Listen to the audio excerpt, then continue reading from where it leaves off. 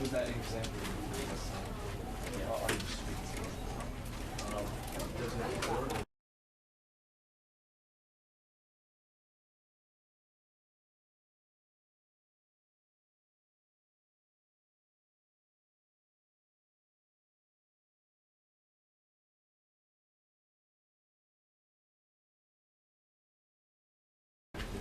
Personal, in order to lead this kind of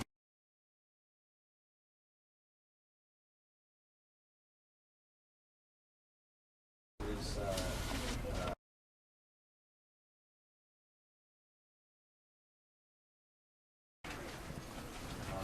know that not me. It was like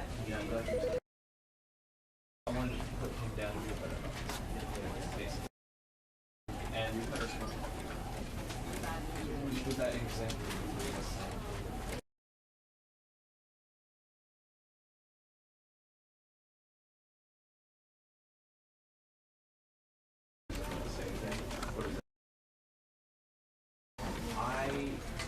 you know what? Even if you were going to be sarcastic and ironic, I think you should still act as though it was personal in order to lead this kind of stuff. Right? Yeah. So let's just say it was. So let's just say it was. Yeah. Great.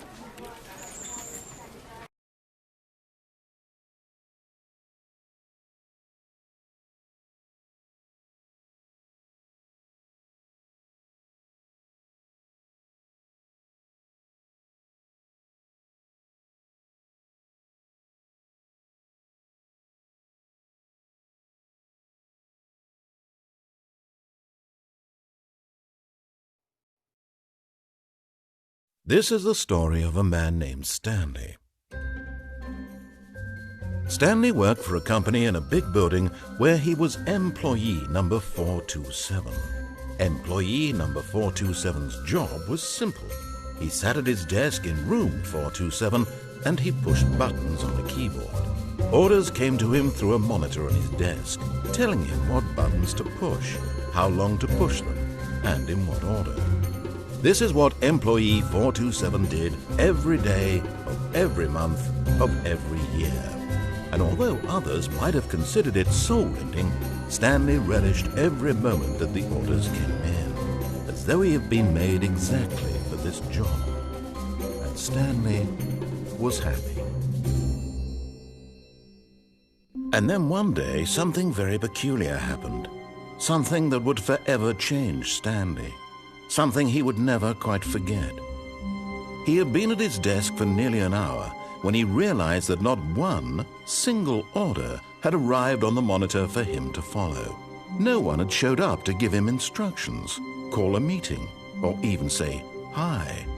Never in all his years at the company had this happened, this complete isolation.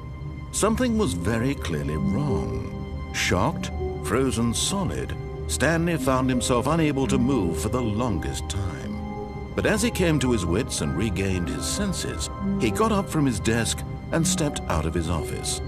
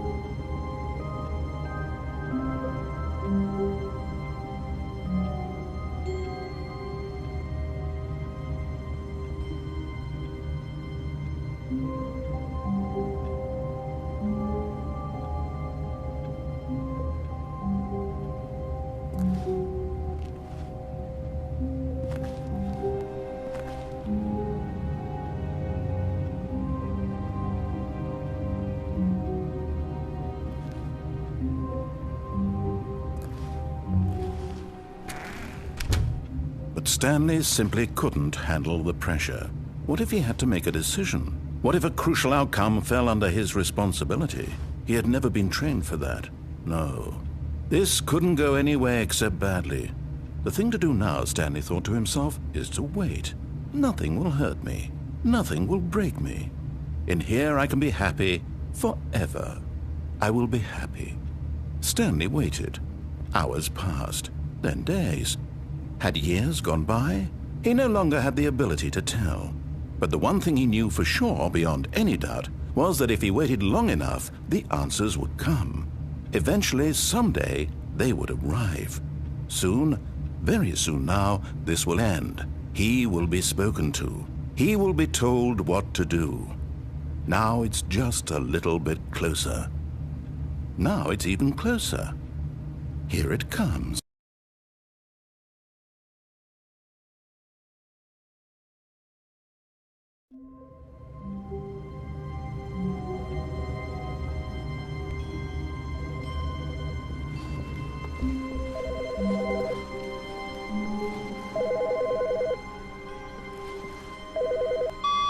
Good morning. Thank you for contacting the Future Happiness Foundation. We are confirming your shipment of 1,327 cardboard boxes to your place of work. Can you verify that this is correct? Excellent. Your order will arrive shortly. Thank you again for contacting the Future Happiness Foundation.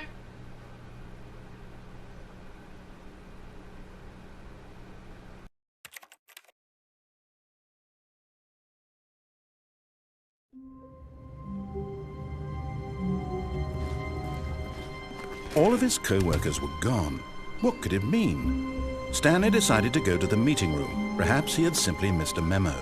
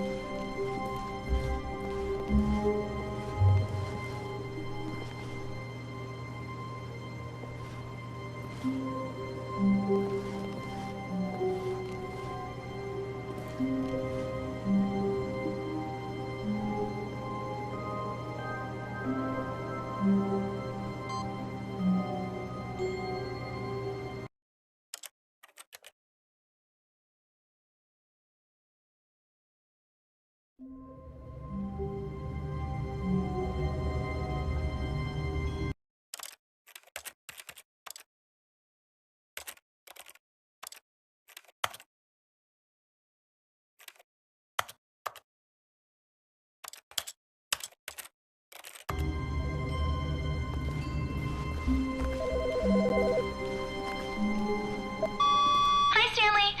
Just wanted to leave you a message to let you know there's a few things I need you to pick up on your way home from work today. We need milk, cereal, dish soap, spaghetti, get a thing of sugar, some bread, and coffee beans, whichever ones you like. I'll give you a call if there's anything I forgot. Thanks, sweetie. See you tonight.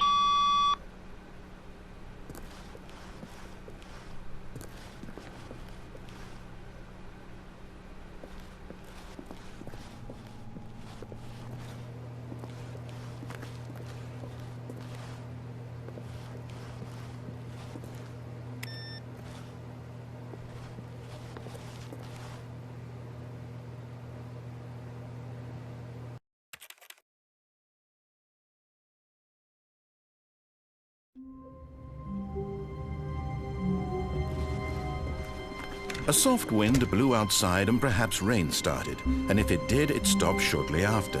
Stanley hoped that he would one day see weather.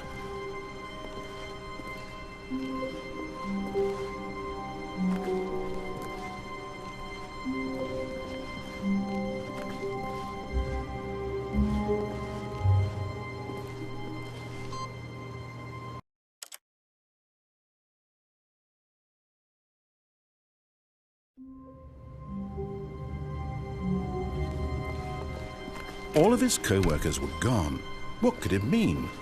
Stanley decided to go to the meeting room. Perhaps he had simply missed a memo.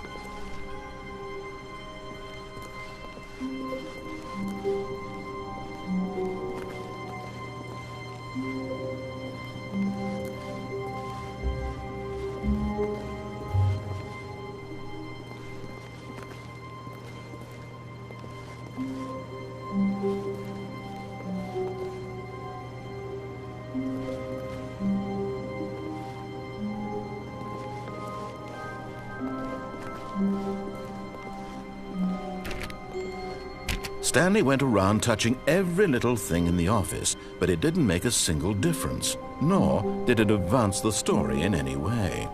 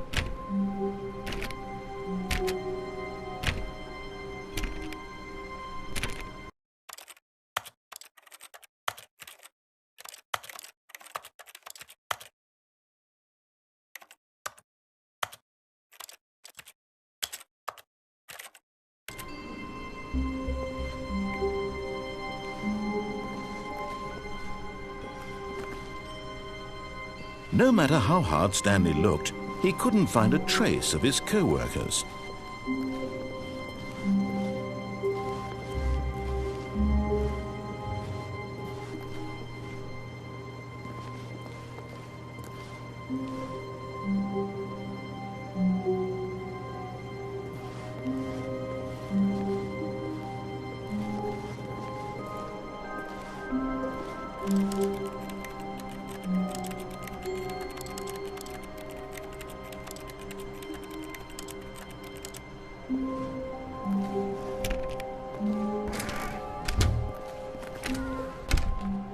Oh, and I guess this is where Stanley felt he needed to be right now, in this little hallway. Here, with no distractions, to study room 417. Not to actually enter it. No. That would be far too forward.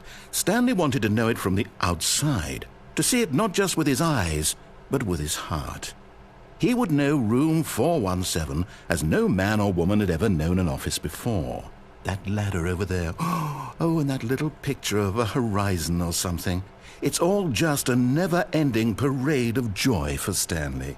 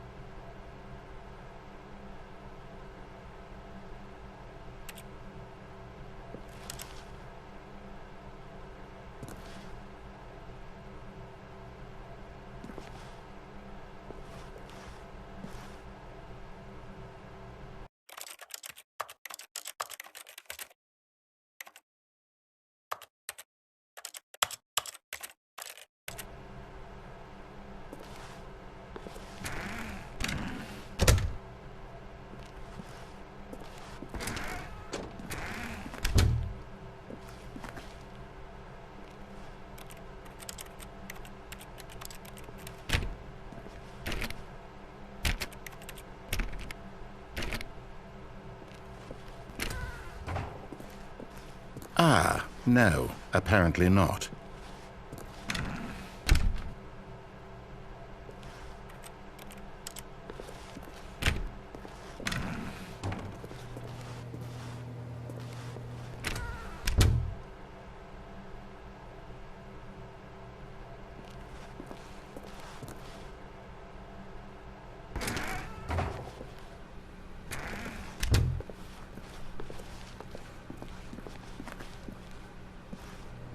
When Stanley came to a set of 2 open doors, he entered the door on his left.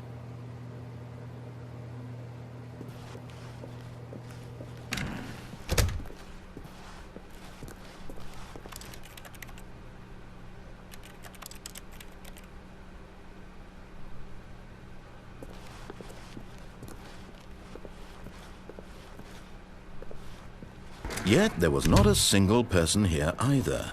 Feeling a wave of disbelief, Stanley decided to go up to his boss's office, hoping he might find an answer there.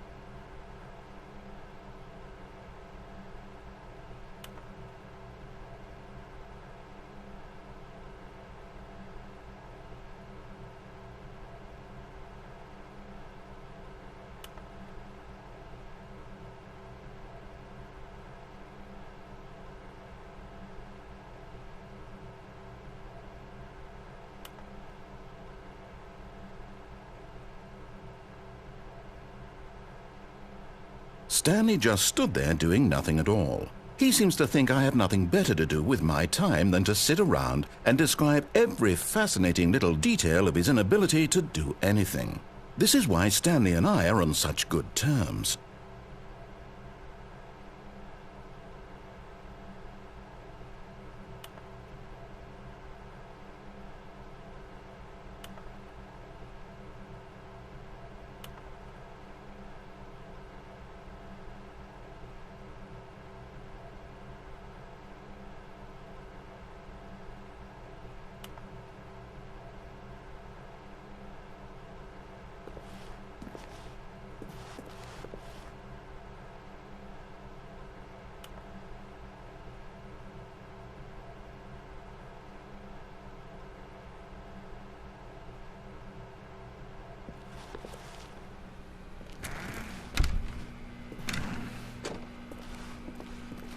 Stanley stepped into the broom closet, but there was nothing here, so he turned around and got back on track.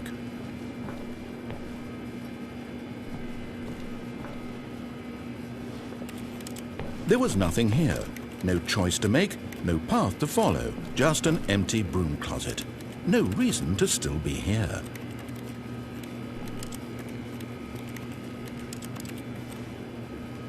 It was baffling that Stanley was still just sitting in the broom closet. He wasn't even doing anything.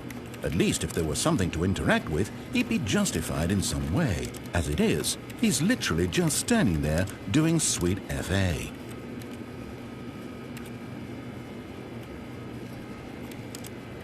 Are you really still in the broom closet? Standing around doing nothing? Why? Please offer me some explanation here. I'm genuinely confused.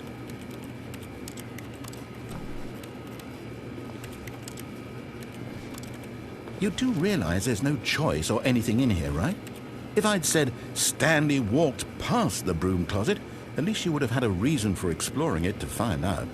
But it didn't even occur to me because literally this closet is of absolutely no significance to the story whatsoever. I never would have thought to mention it.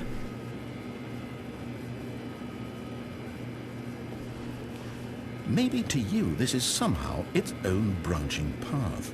Maybe when you go talk about this with your friends, you'll say, "Oh, did you get the broom closet ending? The broom closet ending was my favorite." I hope your friends find this concerning.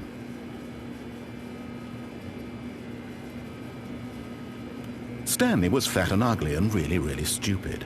He probably only got the job because of a family connection. That's how stupid he is. That or with drug money. Also, Stanley is addicted to drugs and hookers. Well, I've come to a very definite conclusion about what's going on right now. You're dead. You got to this broom closet, explored it a bit, and were just about to leave because there's nothing here, when a physical malady of some sort shut down your central nervous system and you collapsed on the keyboard. Well, in a situation like this, the responsible thing is to alert someone nearby so as to ensure that your body is taken care of before it begins to decompose. Hello? Anyone who happens to be nearby? The person at this computer is dead. He or she has fallen prey to any number of your countless human physiological vulnerabilities. It's indicative of the long-term sustainability of your species. Please remove their corpse from the area and instruct another human to take their place at the computer, making sure they understand basic first-person video game mechanics and filling them in on the history of narrative tropes in video gaming, so that the irony and insightful commentary of this game is not lost on them. All right, when you've done that, just step out into the hallway.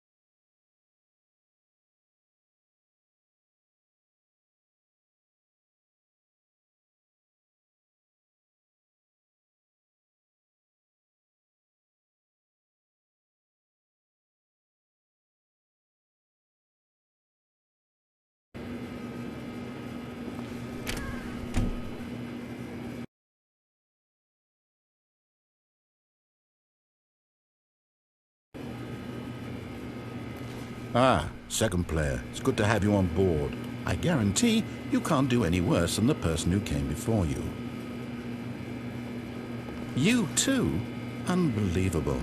I'm at the mercy of an entire species of invalids. Perhaps there's a monkey nearby you can hand the controls to. A fish? Fungus? Look, you can hammer out the details. I'm not particularly picky. I'll just be waiting for when you're ready to pick up the story again.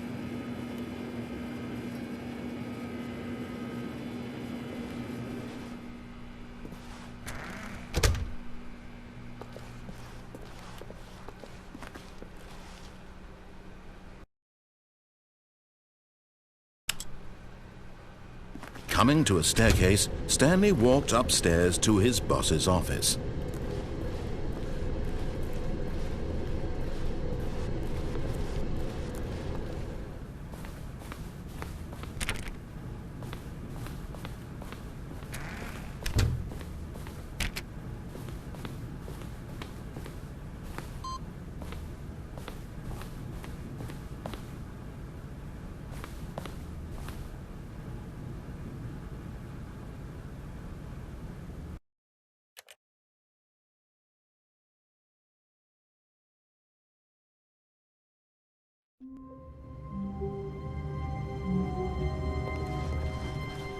All of his co-workers were gone. What could it mean? Stanley decided to go to the meeting room. Perhaps he had...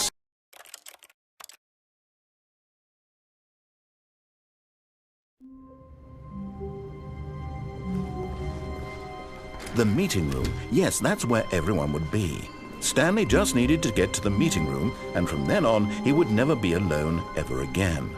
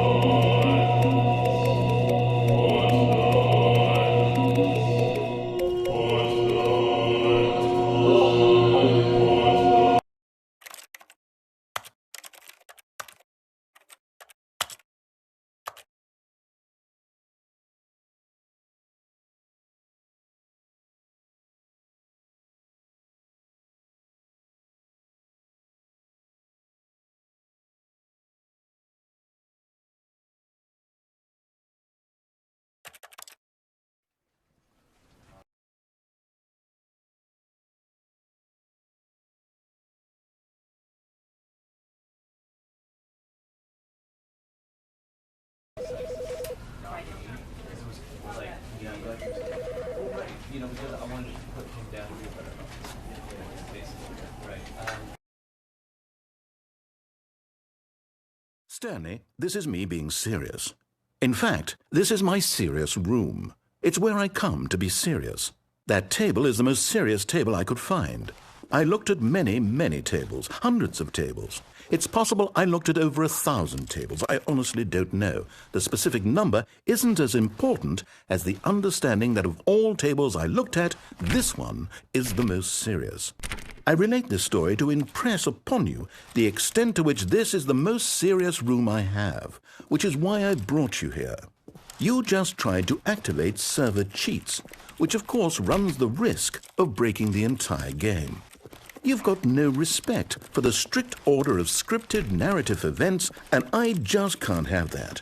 It's time to get serious, Stanley.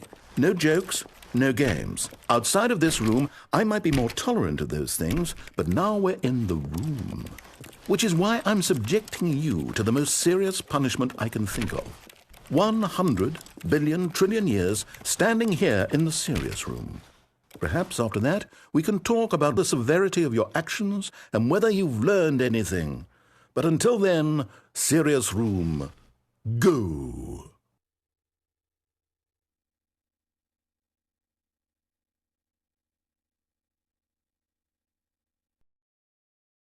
Whoa! Did we not have the talk? Are we not in the serious room this very moment? Did I not tell you how many tables I looked through? I'm going to be conservative and say it was somewhere in the tens of thousands of tables. Any reasonable person would say I spent an absurd amount of time doing nothing but looking at tables, and I genuinely considered each one too. I took a hell of a lot of notes. I kept the notes in a different room. That room is less serious than this one. It's more of a notes room. Again, the point of this story is to convey how serious I feel this cheating issue is. And I'm sure you'll agree with me once you've fulfilled your new punishment. Infinity years in the serious room. I generally have trouble reading human emotions, but I'm going to go out on a limb here and say that you're devastated by this crippling new punishment. As well you should be. It's the most serious I could think of. Can you get more serious than that? No, you can't. Don't try.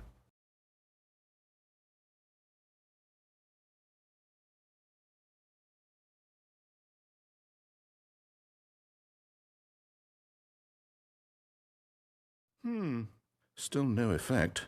The problem is clearly the serious room. It isn't serious enough. That's on me, Stanley. I apologize. I'm going to the store to look through more tables. Hopefully I find one that conveys how wrong what you're doing is. Now, where did I put those notes?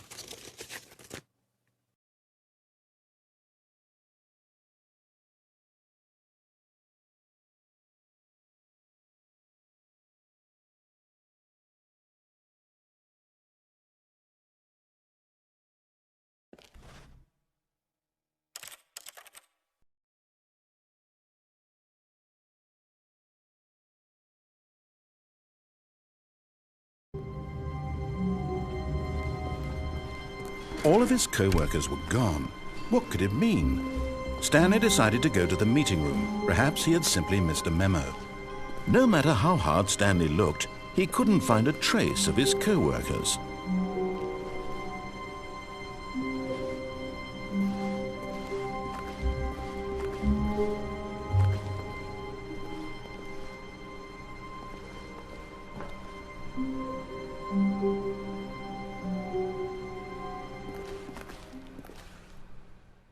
At first, Stanley assumed he'd broken the map, until he heard this narration and realized it was part of the game's design all along.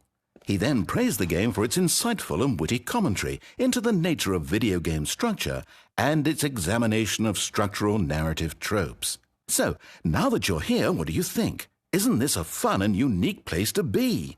Why don't we take a minute just to drink it all in? Okay, I'm over it now. What do you think? Are you sick of this gag yet?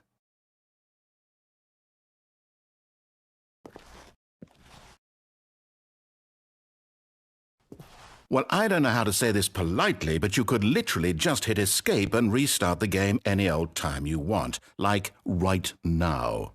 You could have done it just then. Now would also be an appropriate time to quit. Any of these points and so many, many more, all of them are appropriate. I'm enjoying what seems to be an internal conflict going on where you are literally unable to act on your own desires to restart the game. So, just to push the envelope, I'm going to try and make this as miserable as possible and see how long you can maintain. There once was a man named Stanley, who people considered so manly. But the truth must be told, he was not very old and was quite particularly gangly. What Stanley liked most was buttons. He pushed them like some kind of glutton. He did it all day in a meaningful way, but his brain had long ceased to function. Which is why he is in this parable and lives an existence quite terrible. And if you are not strong and keep playing along, you too will become quite unbearable. Yes. You too will become quite unbearable.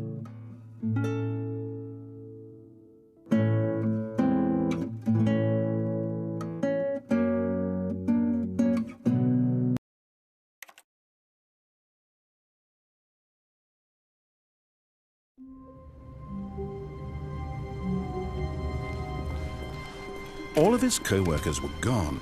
What could it mean? Stanley decided to go to the meeting room. Perhaps he had simply missed a memo. No matter how hard Stanley looked, he couldn't find a trace of his co-workers.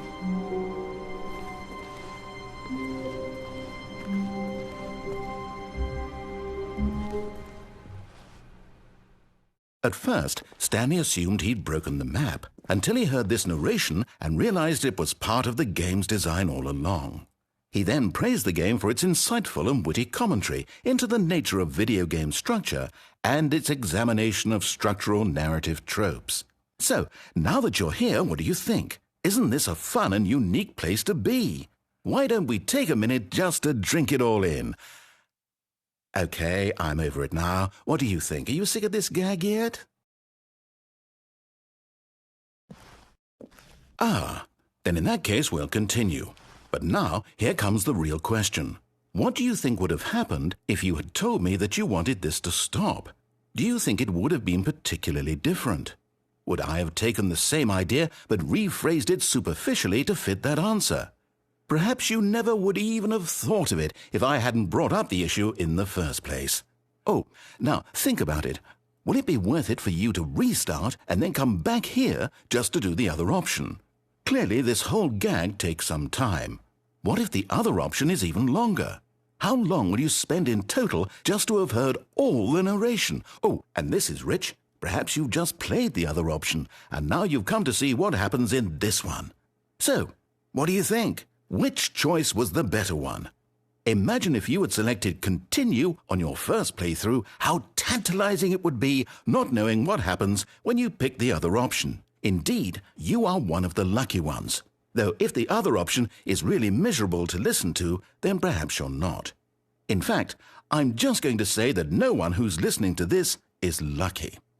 Well now, I've built up the other option so much that I'm going to stop talking and leave you to your decision whether to come back here, continue with the game, or just sit in this spot forever and ever. Cheers.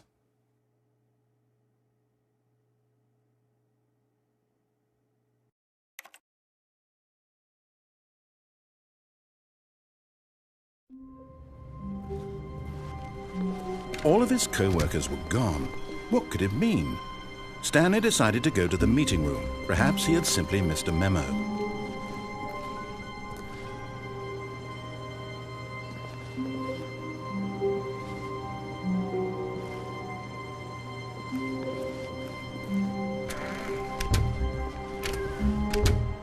Oh, and I guess this is where Stanley felt he needed to be right now, in this little hallway. Ah, no, apparently not. When Stanley came to a set of 2 open doors, he entered the door on his left.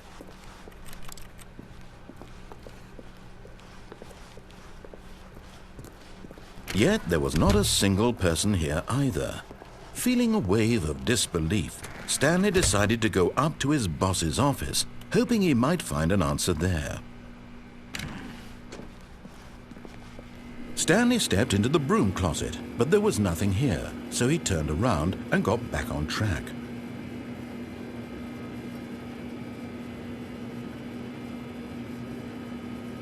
There was nothing here, no choice to make, no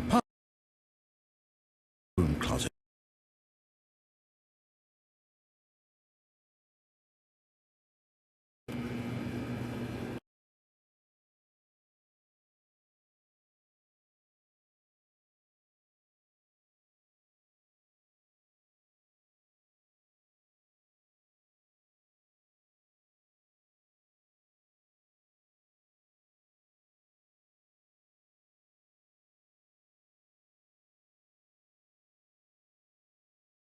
Standing around doing nothing?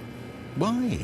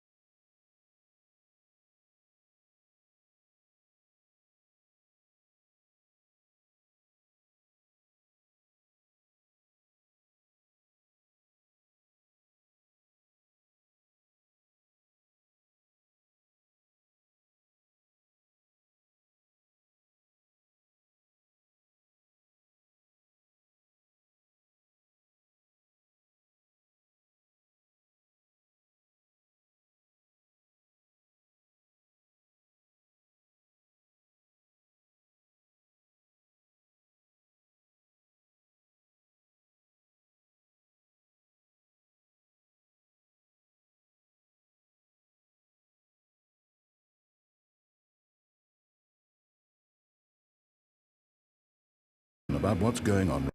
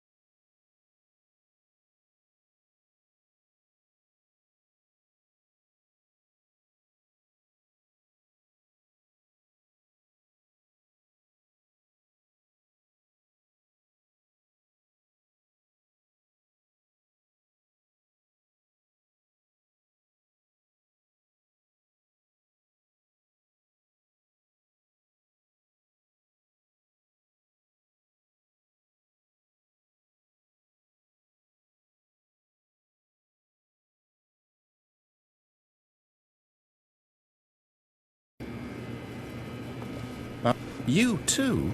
Unbelievable. I'm at the mercy of invalids. Perhaps there's a fish, fungus, hammer out the again.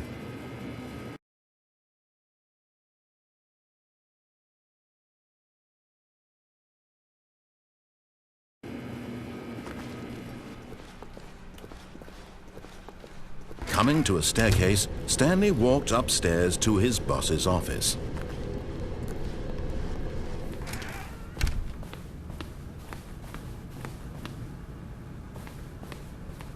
Stepping into his manager's office, Stanley was once again stunned to discover not an indication of any human life. Shocked, unraveled, Stanley wondered in disbelief who orchestrated this. What dark secret was being held from him? What he could not have known was that the keypad behind the boss's desk guarded the terrible truth that his boss had been keeping from him. And so the boss had assigned it an extra secret PIN number, 2845. But of course, Stanley couldn't possibly have known this.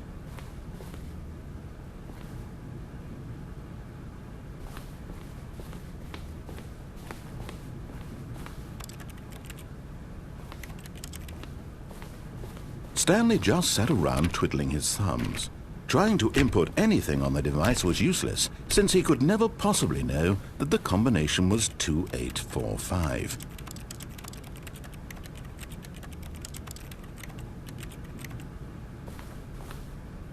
"2845.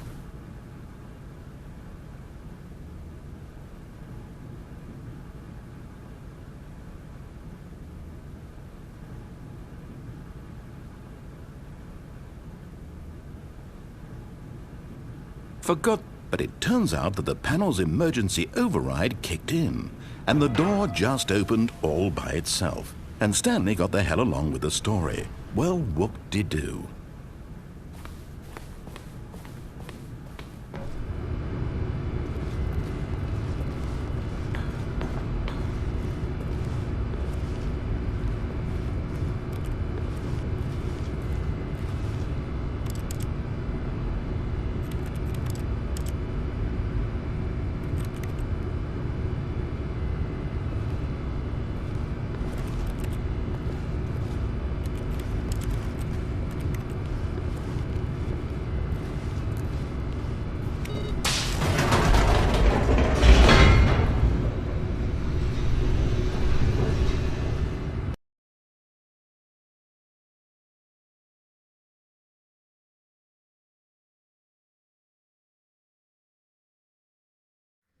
Descending deeper into the building, Stanley realized he felt a bit peculiar.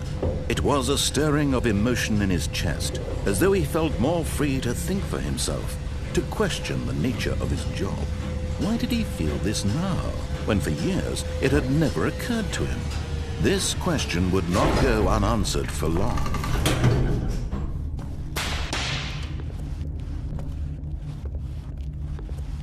Stanley walked straight ahead through the large door that read Mind Control Facility.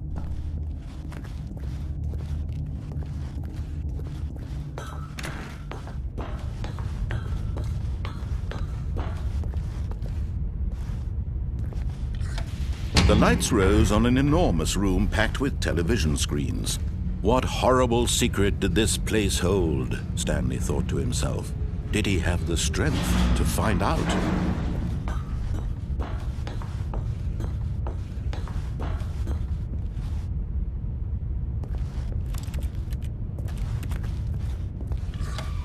Now the monitors jumped to life, their true nature revealed. Each bore the number of an employee in the building, Stanley's co-workers. The lives of so many individuals reduced to images on a screen, and Stanley, one of them, eternally monitored in this place where freedom meant nothing.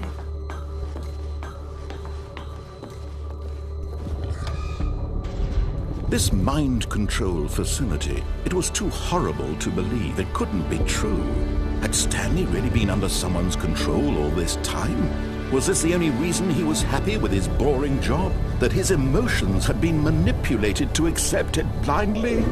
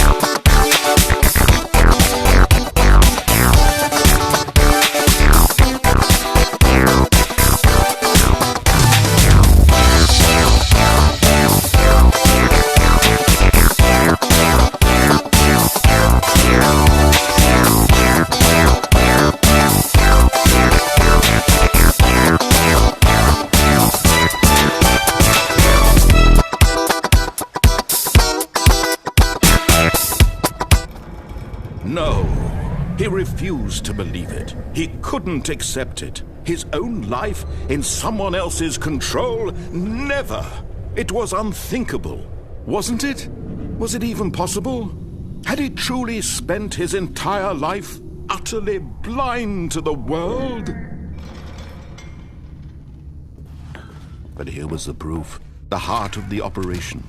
Controls labeled with emotions, happy or sad or content, walking, eating, working, all of it monitored and commanded from this very place. And as the cold reality of his past began to sink in, Stanley decided that this machinery would never again exert its terrible power over another human life. For he would dismantle the controls once and for all.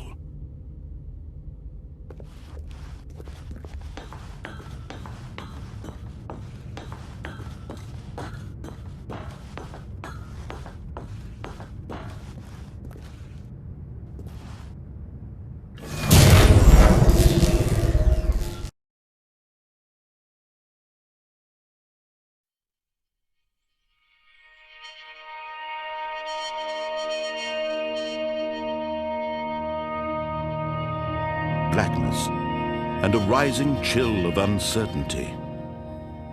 Was it over? Yes!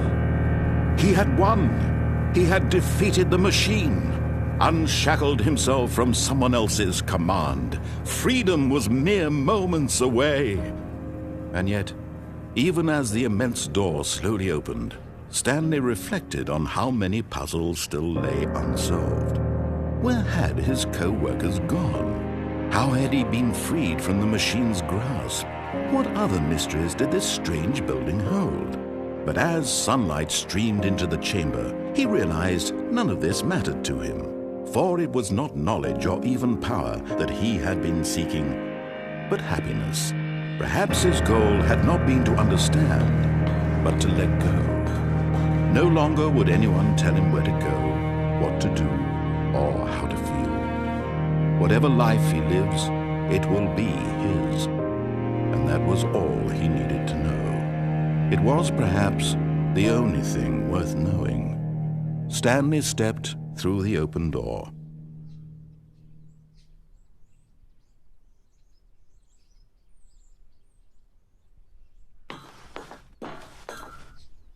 Stanley felt the cool breeze upon his skin, the feeling of liberation, the immense possibility of the new path before him. This was exactly the way, right now, that things were meant to happen.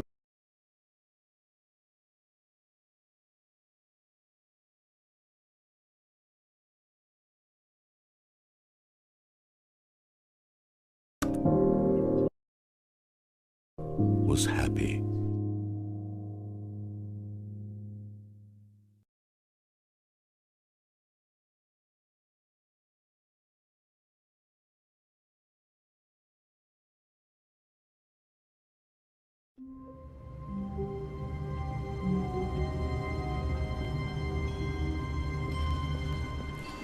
Even now, Stanley's office was a distant memory. What did it look like? There was a computer, perhaps, and a painting. Was it a painting or a photo? He could no longer recall.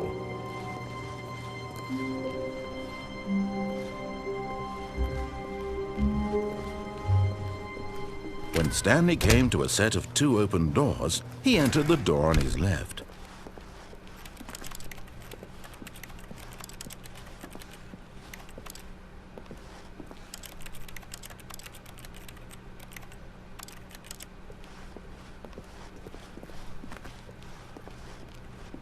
Yet there was not a single person here either. Feeling a wave of disbelief, Stanley decided to go up to his boss's office, hoping he might find an answer there. Oh, no, no, not again. I won't be part of this. I'm not going to encourage you. I'm not going to say anything at all. I'm just going to be patient and wait for you to finish whatever it is you enjoy doing so much in this room. Please take your time.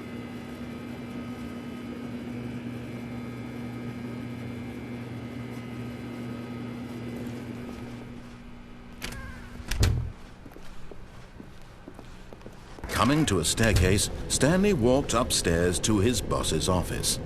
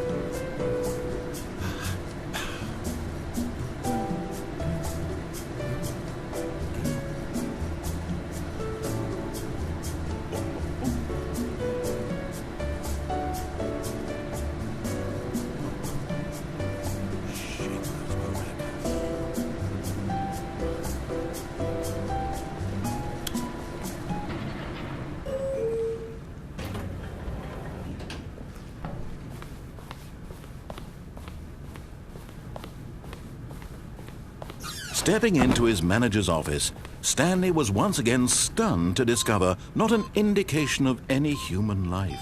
What could it mean? Stanley wondered aloud to nobody.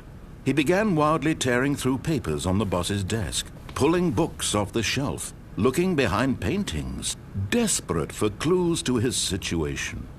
But his attention was caught by a keypad behind the boss's desk. What could its purpose be? In fact, this keypad guarded the terrible secret that lay buried below. Stanley was in such a rush to get through the story as quickly as possible, he didn't even have a single minute to just let the narrator talk. That kind of anxiety isn't healthy, so he relaxed for a few moments with some calming New Age music.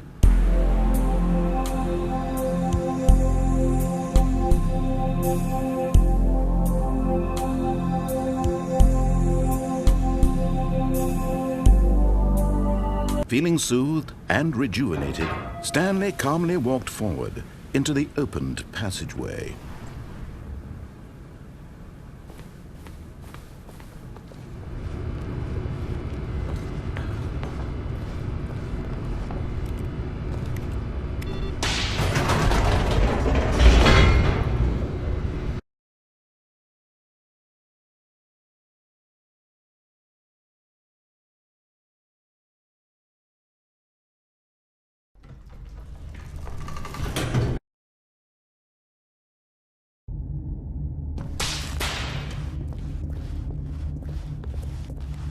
Stanley walked straight ahead through the large door that read Mind Control Facility.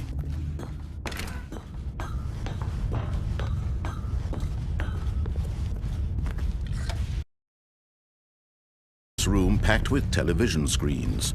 What horrible secret this place hold, Stanley thought to himself.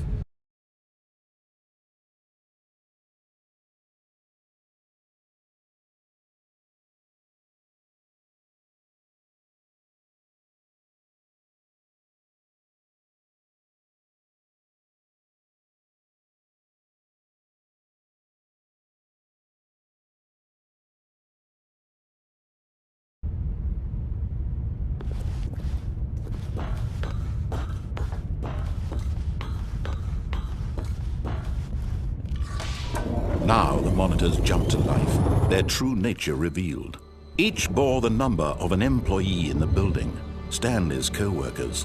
The lives of so many individuals reduced to images on a screen, and Stanley, one of them, eternally monitored in this place where freedom meant nothing. This mind control facility, it was too horrible to believe. It couldn't be true. Had Stanley really been under someone's control all this time? Was this the only reason he was happy with his boring job?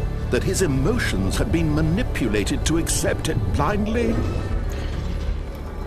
No, he refused to believe it. He couldn't accept it. His own life in someone else's control? Never! It was unthinkable.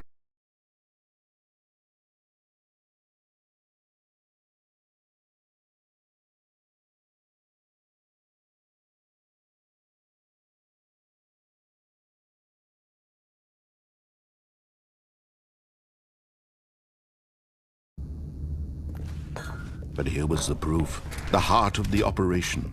Controls labeled with emotions, happy, or eating, working, all of it monitored and commanded from this very place. And as the cold reality of his past began to sink in, Stanley decided that this machinery would never again exert its terrible power over, or he would dismantle the controls once and for all.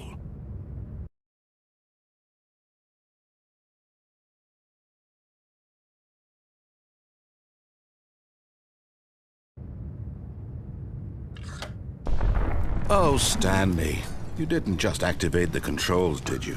After they kept you enslaved all these years, you go and you try to take control of the machine for yourself. Is that what you wanted? Control? Oh, Stanley, I applaud your effort, I really do. But you need to understand, there's only so much that machine can do. You were supposed to let it go, turn the controls off, and leave. If you want to throw my story off track, you're going to have to do much better than that. I'm afraid you don't have nearly the power you think you do. For example, and I believe you'll find this pertinent, Stanley suddenly realized he had just initiated the network's emergency detonation system. In the event that this machine is activated without proper DNA identification, nuclear detonators are said to explode, eliminating the entire complex. How long until detonation then? Let's say, 2 minutes. Now this is making things a little more fun, isn't it, Stanley? It's your time to shine. You are the star. It's your story now. Shape it to your heart's desires. Oh, this is much better than what I had in mind. What a shame we have so little time left to enjoy it. Mere moments until the bomb goes off. But what precious moments each one of them is. More time to talk about you, about me, where we're going, what all this means. I barely know where to start. What's that? You'd like to know where your co-workers are? A moment of solace before you're obliterated? All right, I'm in a good mood. You're going to die anyway. I'll tell you exactly what happened to them. I erased them. I turned off the machine. I set you free. Of course, that was merely in this instance of the story. Sometimes when I tell it, I simply let you sit there in your office forever, pushing buttons endlessly and then dying alone. Other times, I let the office sink into the ground, swallowing everyone inside, or I let it burn to a crisp. I have to say this, though, this version of events has been rather amusing. Watching you try to make sense of everything and take back the control wrested away from you, it's quite rich.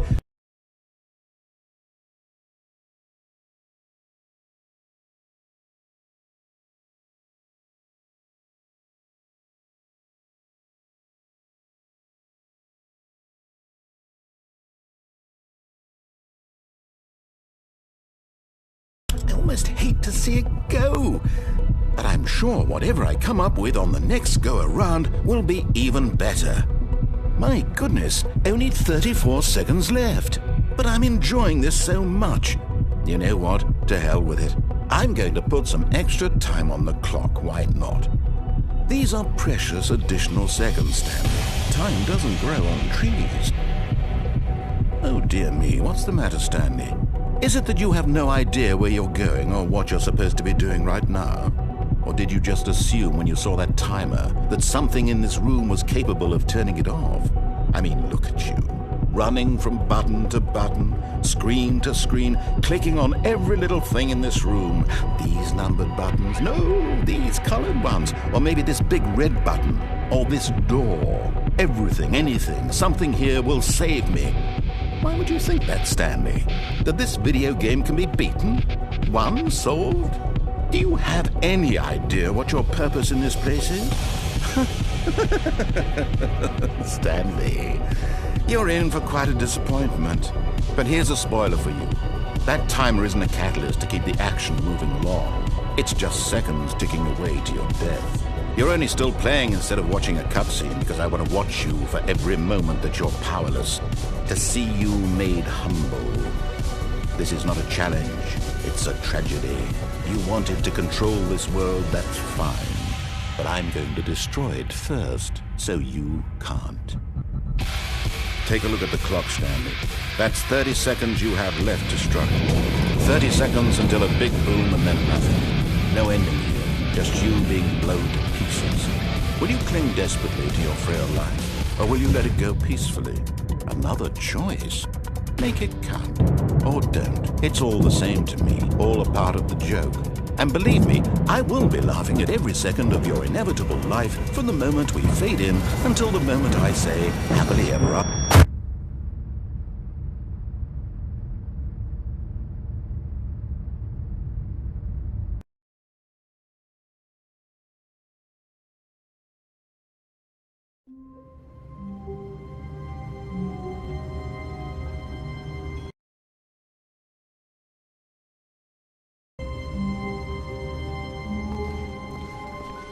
Stanley had never seen the office this brightly lit. Was it a sign of something? He hoped it was. He hoped very much that it was.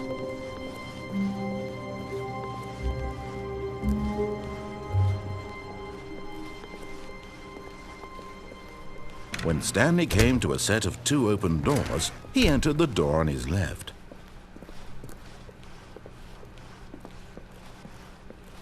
Yet there was not a single person here either.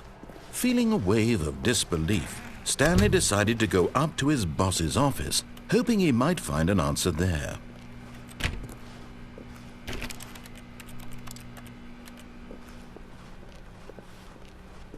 Coming to a staircase, Stanley walked upstairs to his boss's office.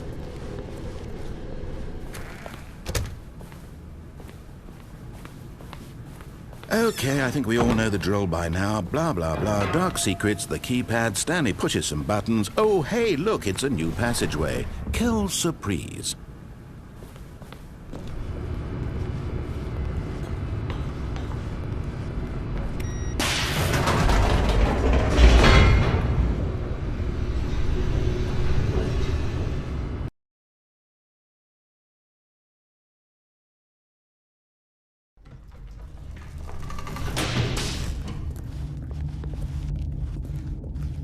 Stanley walked straight ahead through the large door that read Mind Control Facility.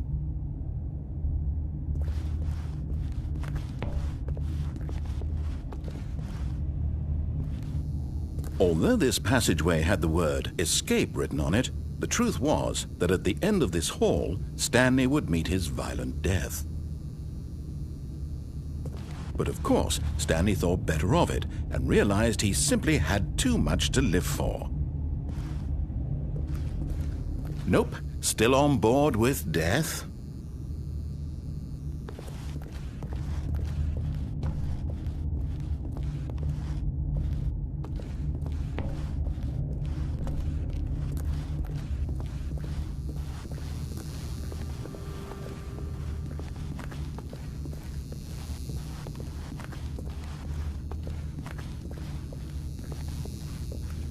The door behind him was not shut. Stanley still had every opportunity to turn around and get back on track.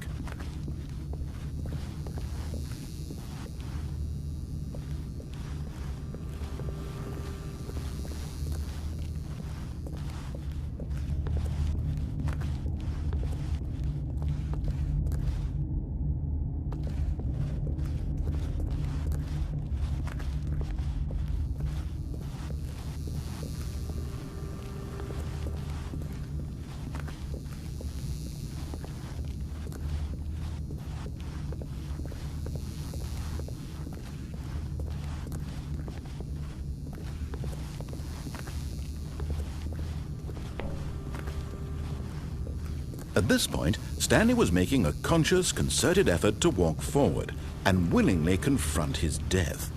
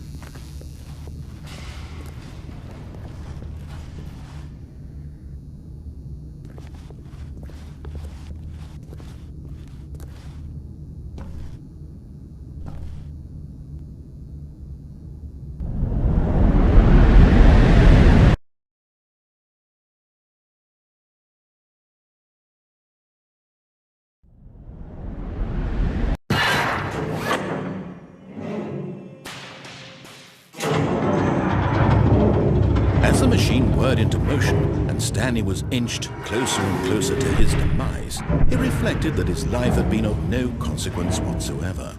Stanley can't see the bigger picture. He He doesn't know the real story, trapped forever in his narrow vision of what this really is. Perhaps his death was of no great loss, like plucking the eyeballs from a blind man. So he resigned and willingly accepted this violent end to his brief and shallow life. Farewell, Stanley.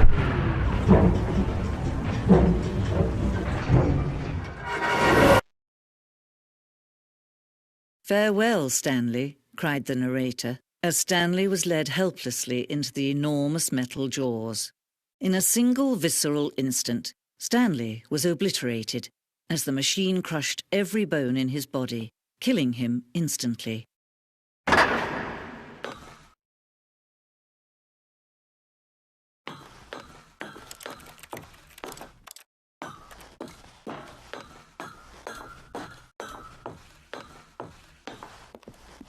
And yet it would be just a few minutes before Stanley would restart the game, back in his office, as alive as ever. What exactly did the narrator think he was going to accomplish? When every path you can walk has been created for you long in advance, death becomes meaningless, making life the same. Do you see now?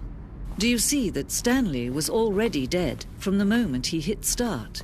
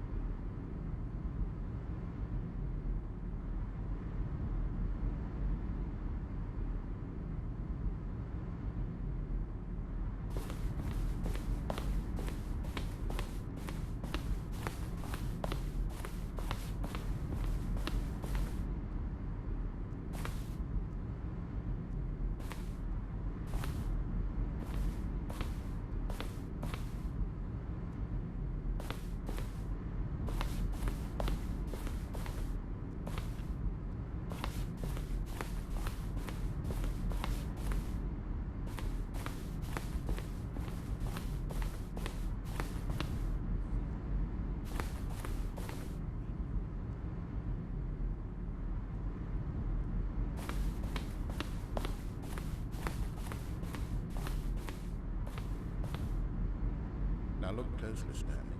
See how it's impossible for the player to do anything in this room. Perfect example of poor level design, textbook mistake.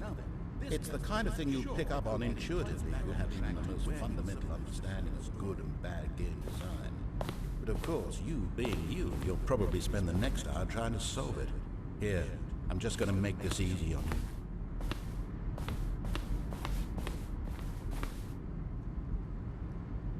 when Stanley came to the lift, he traveled upward to the power source at the top of the facility to end this injustice forever. Stanley pushed the orange lever. Now look closely, Stanley. See how it's impossible for the player to do anything in this room. Perfect example of poor level design, textbook mistake. It's the kind of thing you'd pick up on intuitively if you had even the most fundamental understanding of good and bad game designs. But of course, you being you, you'll probably spend the next hour trying to solve it. For all his button Here, pushing. I'm just going to make this easy on you.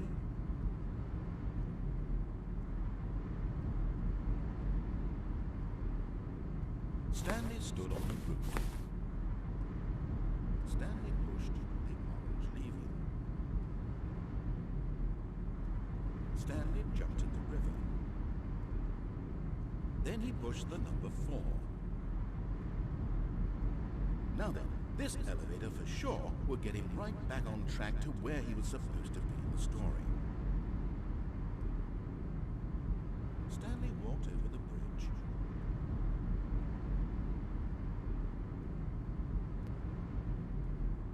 Then he pushed the number 4.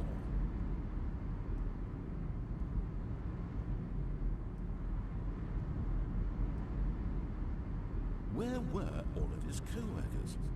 Oh, I don't know. How about they're throwing a surprise party for him for all his button pushing through the Does that sound plausible to you?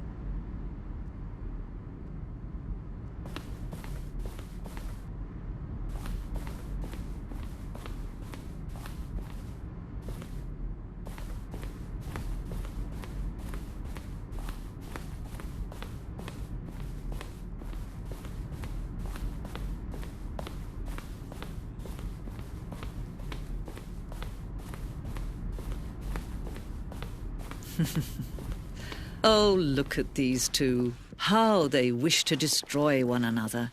How they wish to control one another. How they both wish to be free.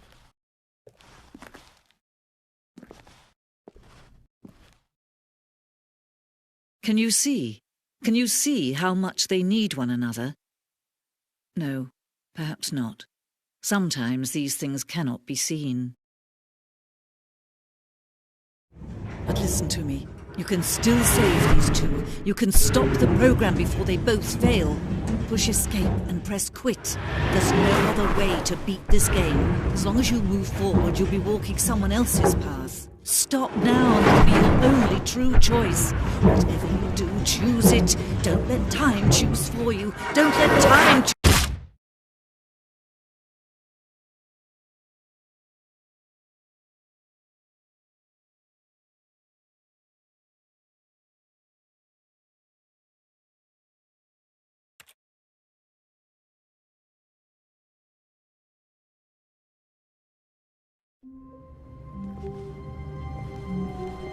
All of his co-workers were gone.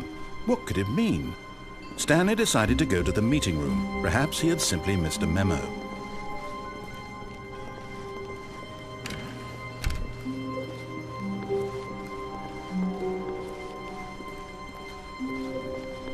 When Stanley came to a set of 2 open doors, he entered the door on his left.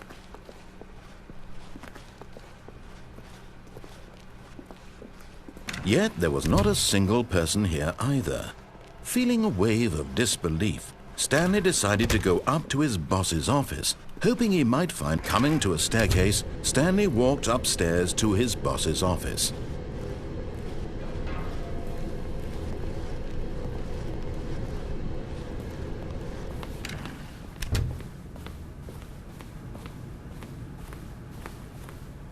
Here's the door.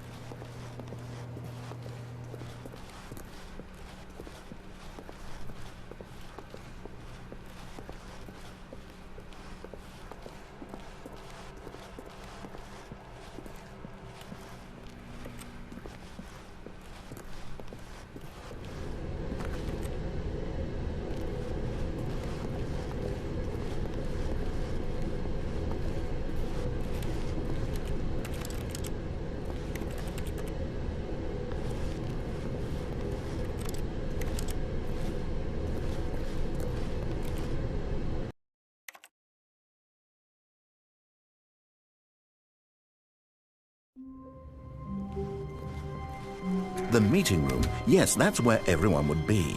Stanley just needed to get to the meeting room, and from then on, he would never be alone ever again. When Stanley came to a set of 2 open doors, he entered the door on his left.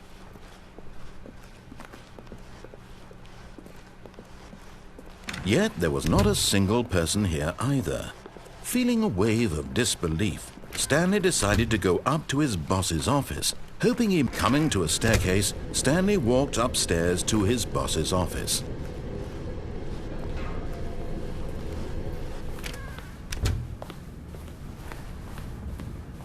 Here's the door.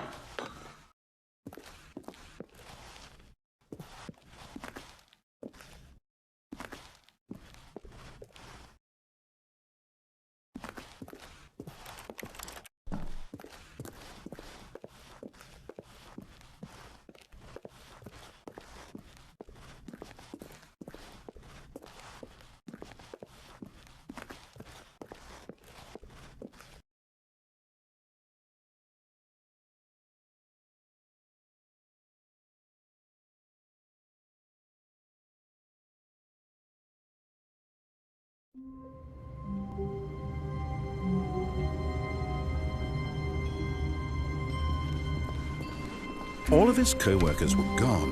What could it mean? Stanley decided to go to the meeting room. Perhaps he had simply missed a memo.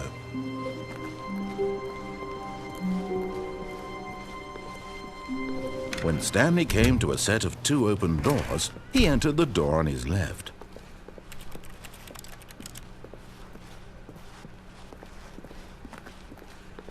Yet there was not a single person here either.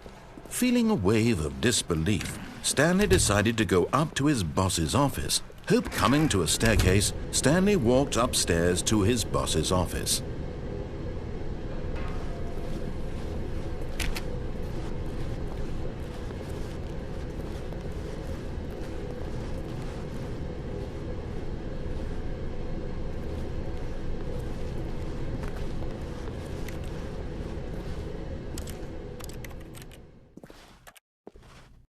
But Stanley just couldn't do it. He considered the possibility of facing his boss, admitting he had left his post during work hours. He might be fired for that. And in such a competitive economy, why had he taken that risk? All because he believed everyone had vanished? His boss would think he was crazy. And then something occurred to Stanley. Maybe, he thought to himself, maybe I am crazy. All of my co-workers blinking mysteriously out of existence in a single moment for no reason at all. None of it made any logical sense. And as Stanley pondered this, he began to make other strange observations. For example, why couldn't he see his feet when he looked down? Why did doors close automatically behind him wherever he went? And for that matter, these rooms were starting to look pretty familiar. Were they simply repeating? No, Stanley said to himself, this is all too strange. This can't be real. And at last, he came to the conclusion that had been on the tip of his tongue. He just hadn't found the words for it. "I'm dreaming!" he yelled. "This is all a dream." Oh, what a relief Stanley felt to have finally found an answer, an explanation. His co-workers weren't actually gone. He wasn't going to lose his job. He wasn't crazy after all. And he thought to himself, I suppose I'll wake up soon. I'll have to go back to my boring real-life job pushing buttons. I may as well enjoy this while I'm still lucid. So he imagined himself flying and began to gently float above the ground. Then he imagined himself soaring through space on a magical starfield, and it too appeared. It was so much fun, and Stanley marveled that he had still not woken up. How was he remaining so lucid? And then perhaps the strangest question of them all entered Stanley's head. One he was amazed he hadn't asked himself sooner. Why is there a voice in my head dictating everything that I'm doing and thinking? Now the voice was describing itself being considered by Stanley, who found it particularly strange. I'm dreaming about a voice describing me, thinking about how it's describing my thoughts, he thought. And while he thought it all very odd and wondered if this voice spoke to all people in their dreams, the truth was that, of course, this was not a dream. How could it be? Was Stanley simply deceiving himself, believing that if he's asleep, he doesn't have to take responsibility for himself? Stanley is as awake right now as he's ever been in his life. Now, hearing the voice speak these words was quite a shock to Stanley. After all, he knew for certain, beyond a doubt, that this was in fact a dream. Did the voice not see him float and make the magical stars just a moment ago? How else would the voice explain all that? This voice was a part of himself too. Surely, if he could just... He would prove it. He would prove that he was in control, that this was a dream. So he closed his eyes gently, and he invited himself to wake up. He felt the cool weight of the blanket on his skin, the press of the mattress on his back, the fresh air of a world outside this one. Let me wake up, he thought to himself. I'm through with this dream. I wish it to be over. Let me go back to my job. Let me continue pushing the buttons. Please, it's all I want. I want my apartment and my wife and my job. All I want is my life exactly the way it's always been. My life is normal. I am normal. Everything will be fine. I am okay.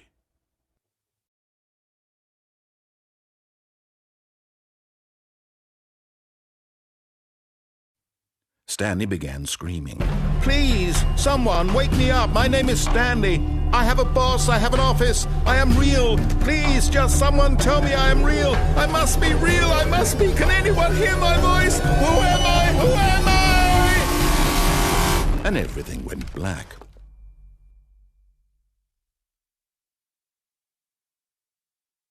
This is the story of a woman named Mariella.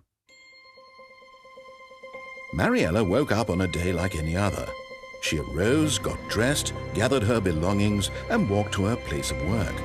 But on this particular day, her walk was interrupted by the body of a man who had stumbled through town talking and screaming to himself, and then collapsed dead on the sidewalk. And although she would soon turn to go call for an ambulance, For just a few brief moments, she considered the strange man. He was obviously crazy. This much she knew. Everyone knows what crazy people look like. And in that moment, she thought to herself how lucky she was to be normal. I am sane. I am in control of my mind. I know what is real and what isn't. It was comforting to think this, and in a certain way, seeing this man made her feel better.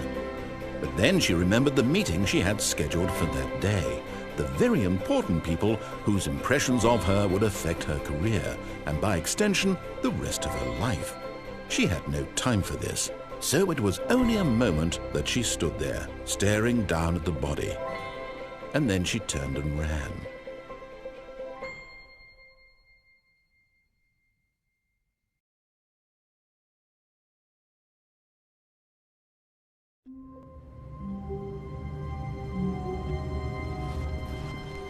Even now, Stanley's office was a distant memory. What did it look like? There was a computer, perhaps, and a painting. Was it a painting or a photo? He could no longer recall. When Stanley came to a set of 2 open doors, he entered the door on his left. This was not the correct way to the meeting room, and Stanley knew it perfectly well. Perhaps he wanted to stop by the employee lounge first, just to admire it. Ah, yes, truly a room worth admiring. It had really been worth the detour after all, just to spend a few moments here in this immaculate, beautifully constructed room. Stanley simply stood here, drinking it all in.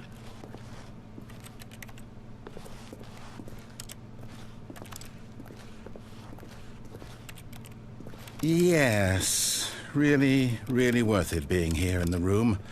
A room so utterly captivating that even though all your co-workers have mysteriously vanished, here you sit looking at these chairs and some paintings. Really worth it.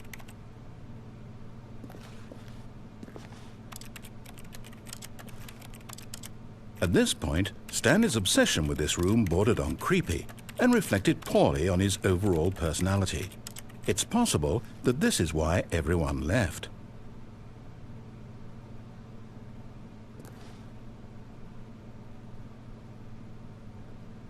Stanley sat around waiting for more dialogue, but when a long time had passed and there was no more, he decided that the game was trying to send him a message.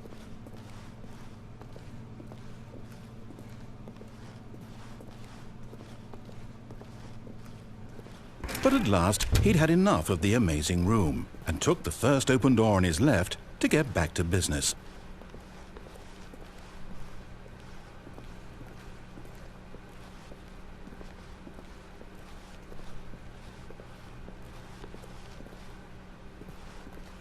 And so he detoured through the maintenance section, walked straight ahead to the opposite door, and got back on track.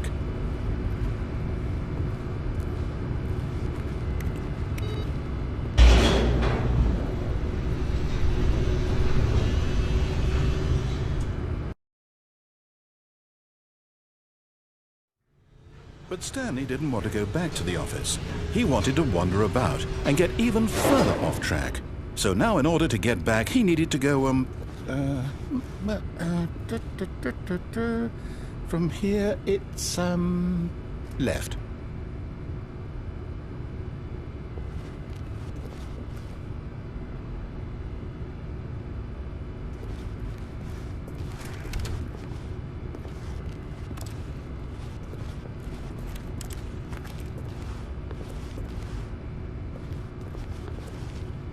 Oh, no, it's to the right, my mistake. No, not the right. Why would I have ever said it was to the right? What was I thinking? It's clearly... Oh dear, would you hold on for a minute, please? Now, let's see, we went down right, left, down, left, right. Yep, okay, yes. I've got it now. This story is absolutely, definitely this way.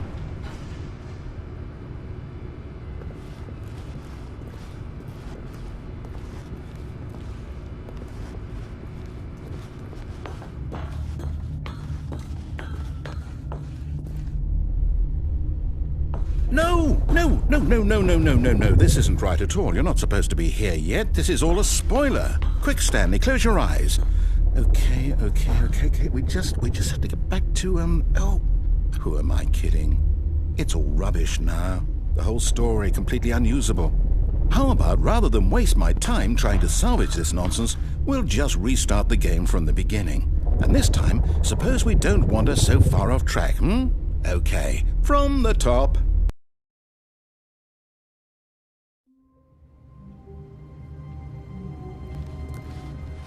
All of his co-workers were gone. What could it mean? Stanley decided to go to the meeting room. Perhaps he had simply missed a memo.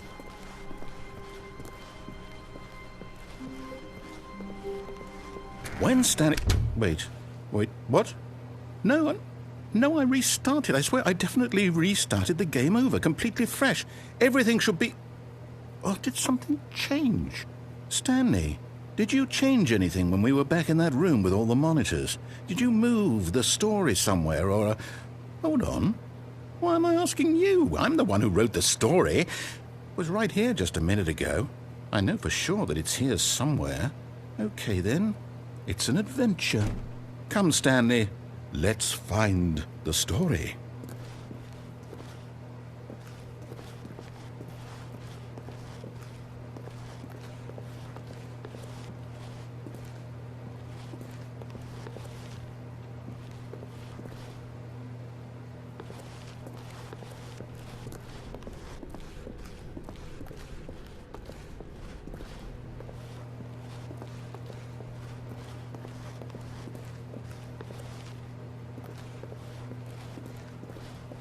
I'll say it.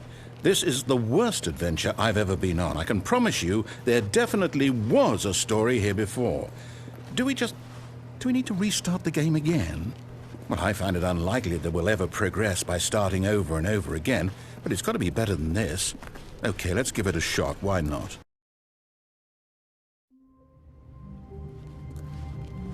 All of his co-workers were gone. What could it mean? Stanley decided to go to the meeting room. Perhaps he had simply missed a memo.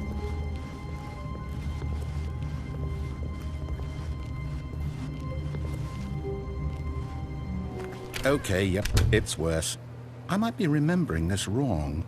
It's possible the story is back where we just came from. Why don't we go back the other direction and see if we missed anything?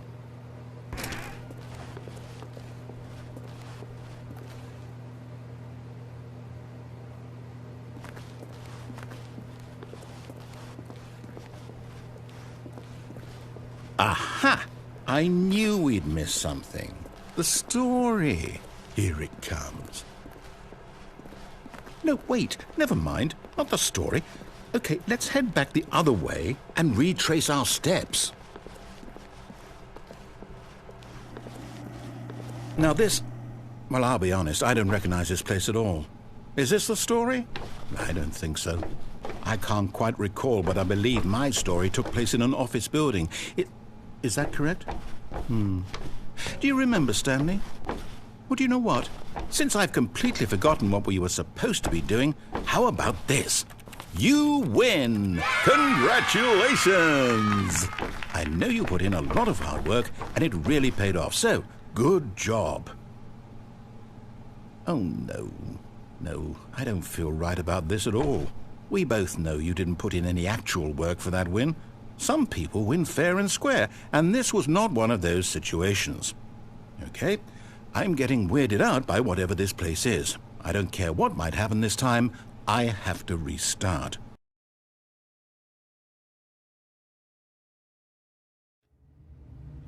All right, I've got a solution. This time, to make sure we don't get lost, I've employed the help of the Stanley Parable Adventure Line.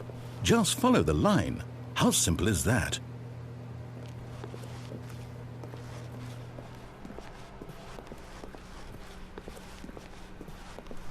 No, I'm down. We're leaving it up to the line from now on.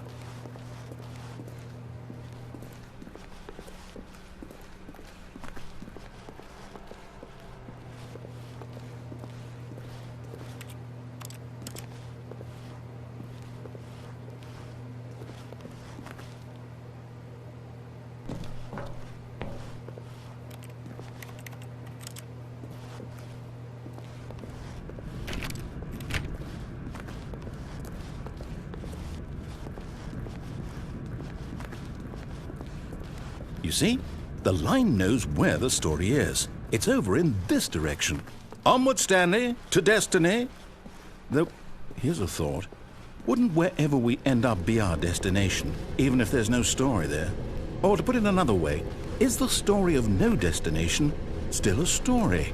Simply by the act of moving forward, are we implying a journey such that a destination is inevitably conjured into being via the very manifestation of the nature of life itself? Whoa. Hang on. That got a bit weird back there. Well, I'd like to apologize.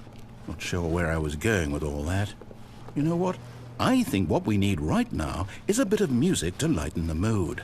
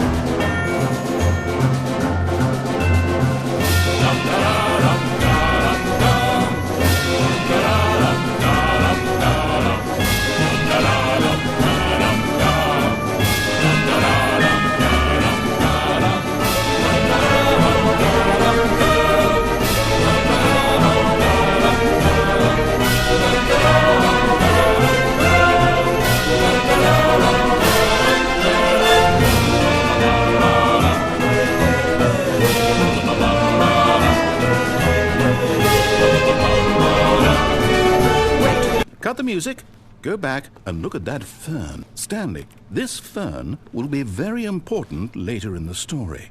Make sure you study it closely and remember it carefully. You won't want to miss anything.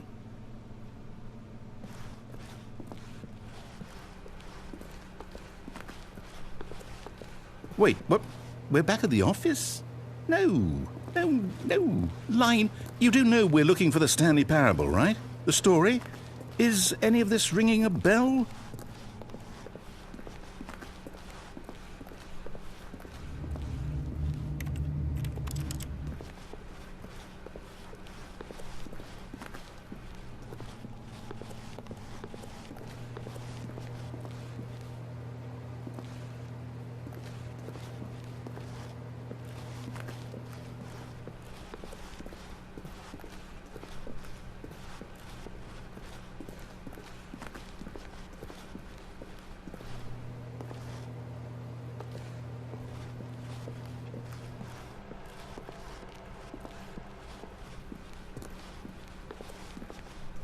Still missing the doors. Did we make a mistake following the line? Perhaps we could have found the story on our own.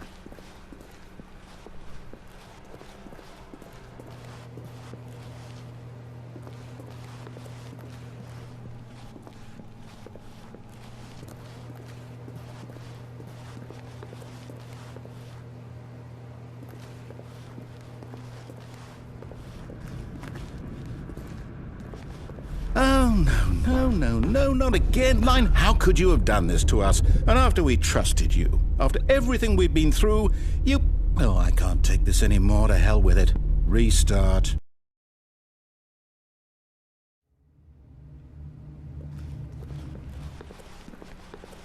You know what, Stanley? I say forget the adventure line. What's it ever done for us? We're intelligent people, right? Why can't we make up our own story? Something exciting, daring, mysterious. Ooh, this all sounds perfectly doable. Why don't we simply start wandering in, well, I don't know.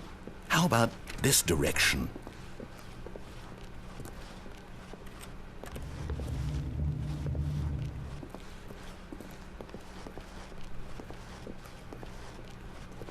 Now, yes, this is exciting. Just me and Stanley forging a new path, a new story. Well, it could be anything.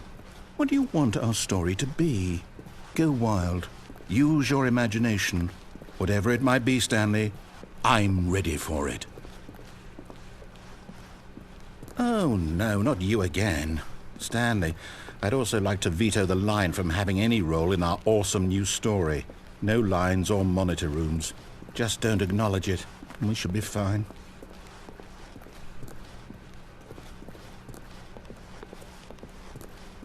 Ah, a choice. We get to make a decision. From here, the story is in our control. How important we mustn't squander the opportunity. In fact, I believe I need a minute to think here. Just walk in circles for a minute.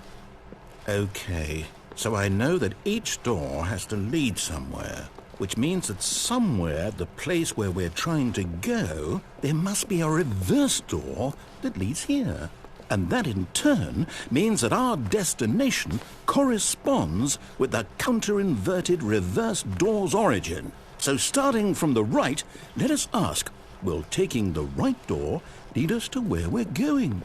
And since the answer is clearly yes, then by all accounts, the door on the right is the correct one. Another victory for logic.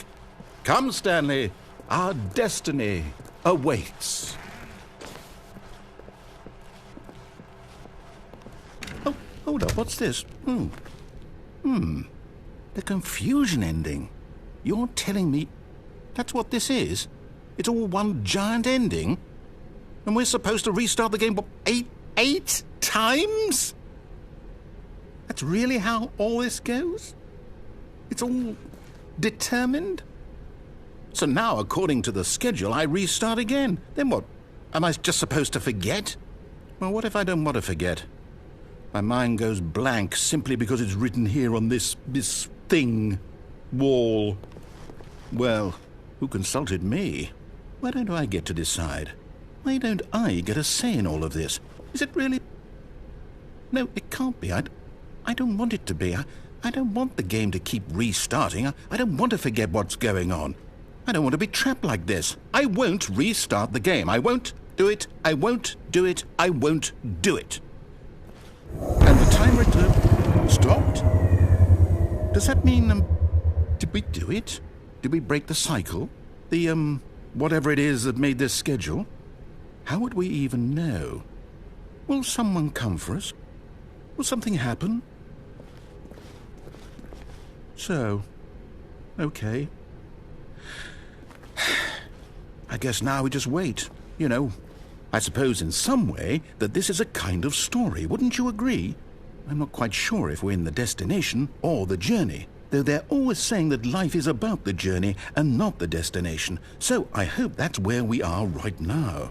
We'll find out, won't we? Eventually. Well, in the meantime...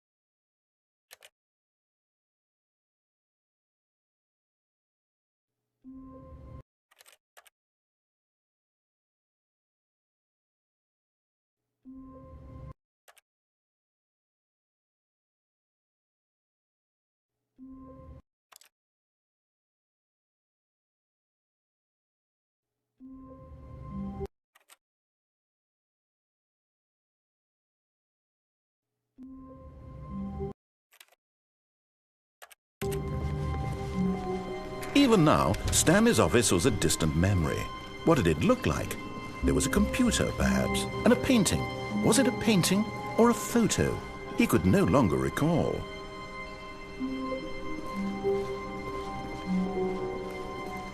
When Stanley came to a set of 2 open doors, he entered the door on his left.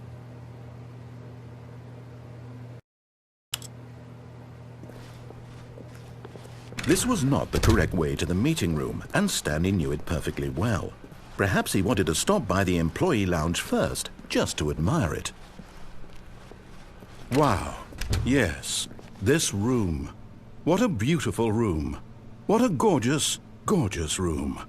Thank goodness Stanley had taken this detour on his way to the meeting room. Life without having experienced this room was now too horrible even to consider. But eager to get back to business, Stanley took the first open door on his left.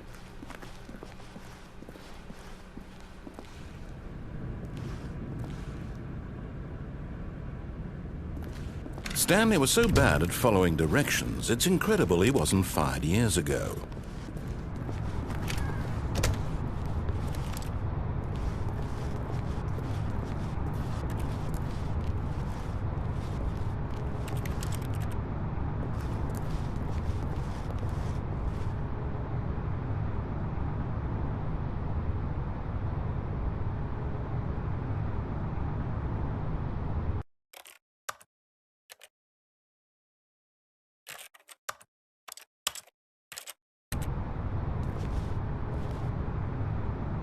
But in his eagerness to prove that he is in control of the story and no one gets to tell him what to do, Stanley leapt from the platform and plunged to his death. Good job, Stanley. Everyone thinks you are very powerful.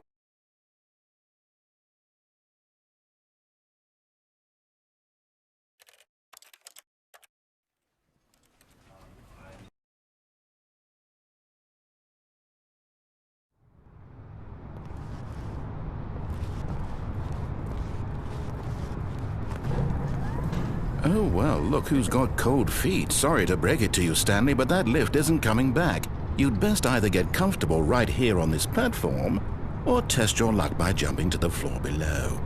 You know what? Looking at it now, it's not that far to the bottom floor. I bet you can make it.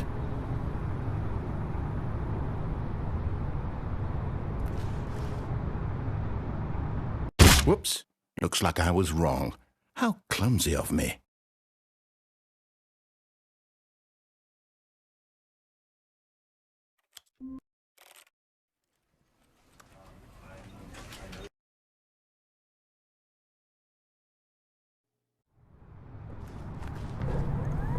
Look, Stanley, I think perhaps we've gotten off on the wrong foot here. I'm not your enemy, really, I'm not.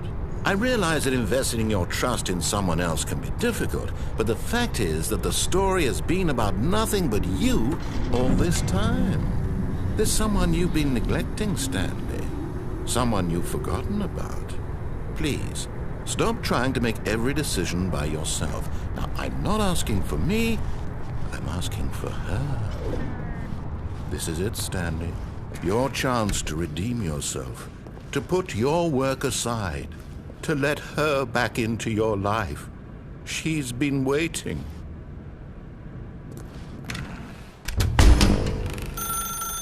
That's her, Stanley. You need to be the one to do this, to reach out to her. If you can truly place your faith in another, then pick up the phone.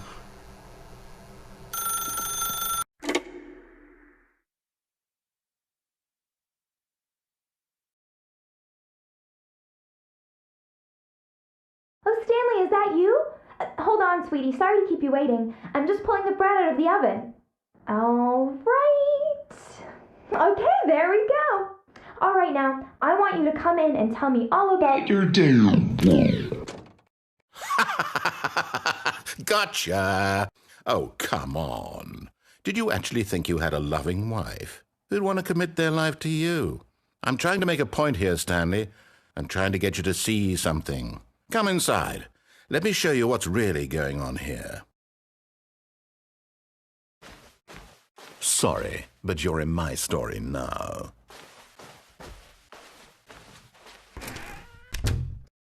This is a very sad story about the death of a man named Stanley.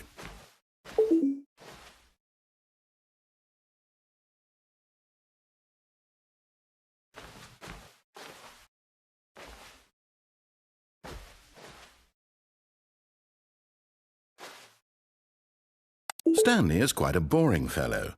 He has a job that demands nothing of him, and every button that he pushes is a reminder of the inconsequential nature of his existence. Look at him there, pushing buttons, doing exactly what he's told to do. Now he's pushing a button. Now he's eating lunch. Now he's going home. Now he's coming back to work. One might even feel sorry for him, except that he's chosen this life. But in his mind, in his mind he can go on fantastic adventures. From behind his desk, Stanley dreamed of wild expeditions into the unknown, fantastic discoveries of new lands. It was wonderful, and each day that he returned to work was a reminder that none of it would ever happen to him.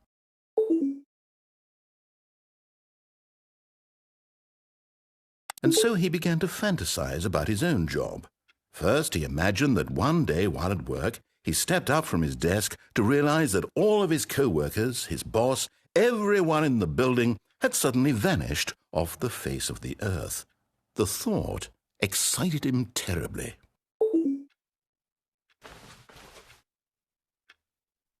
So he went further. He imagined that he came to 2 open doors and that he could go through either. At last, choice. It barely even mattered what lay behind each door. The mere thought that his decisions would mean something was almost too wonderful to behold. As he wandered through this fantasy world, he began to fill it with many possible paths and destinations. Down one path lay an enormous round room with monitors and mind controls. And down another was a yellow line that weaved in many directions, and down another was a game with a baby. And he called it the Stanley Parable. It was such a wonderful fantasy, and so in his head he relived it again, and then again, and again, over and over, wishing beyond hope that it would never end, that he might always feel this free. Surely there's an answer down some new path, mustn't there be? Perhaps if he played just one more time. But there is no answer. How could there possibly be? In reality, all he's doing is pushing the same buttons he always has. Nothing has changed. The longer he spends here, the more invested he gets, the more he forgets which life is the real one. And I'm trying to tell him this, that in this world he can never be anything but an observer, that as long as he remains here, he's slowly killing himself. But he won't listen to me. He won't stop. Here, watch this. Stanley, the next time the screen asks you to push a button, do not do it.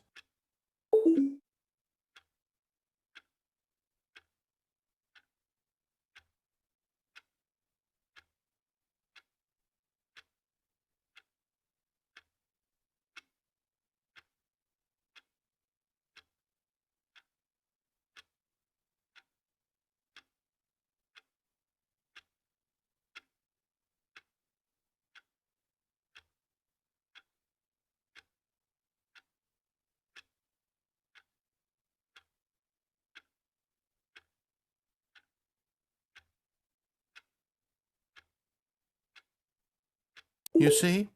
Can he just not hear me? How can I tell him in a way that he'll understand that every second he remains here, he's electing to kill himself? How can I get him to see what I see? How can I make him look at himself?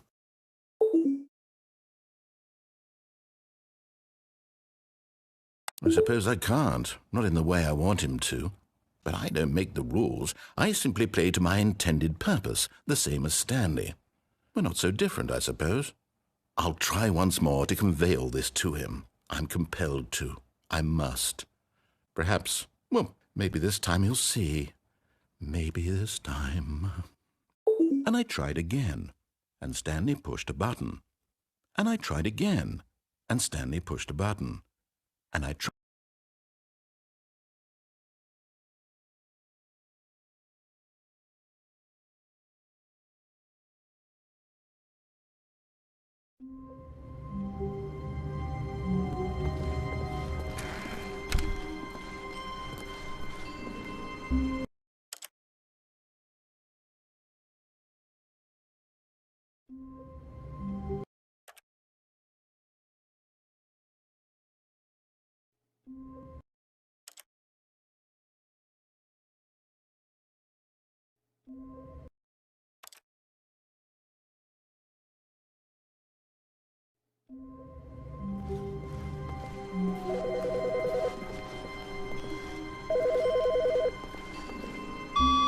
Good morning. Thank you for contacting the Future Happiness Foundation.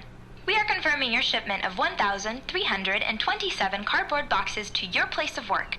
Can you verify that this is correct?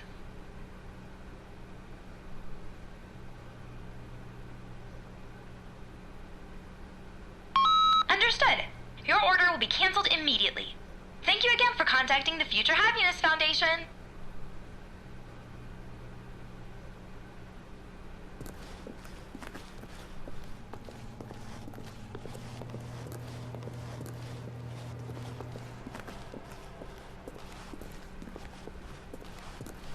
When Stanley came to a set of 2 open, this was not the correct way to the meeting room, and Stanley knew it perfectly well. Perhaps he wanted to stop by the employee lounge first, just to admire it. The lounge was sublime, a work of art, but eager to get back to...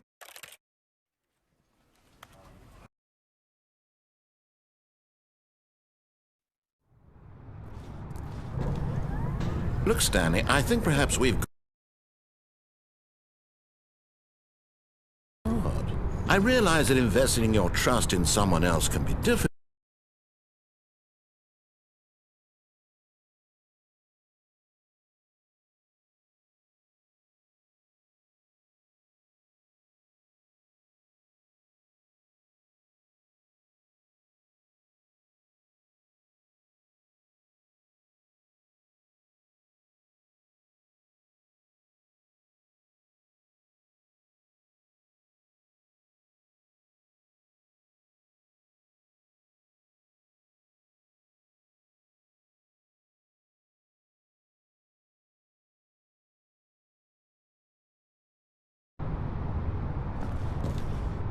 This is it, Stanley. Your chance to redeem yourself, to put your work aside, to let her back into your life.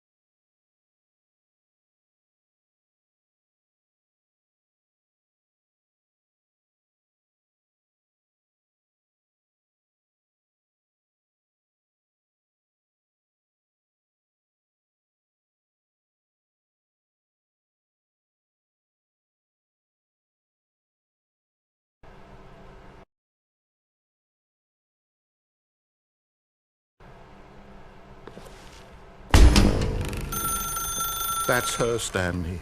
You need to be the one to do this, to reach out to her. If you can truly place your...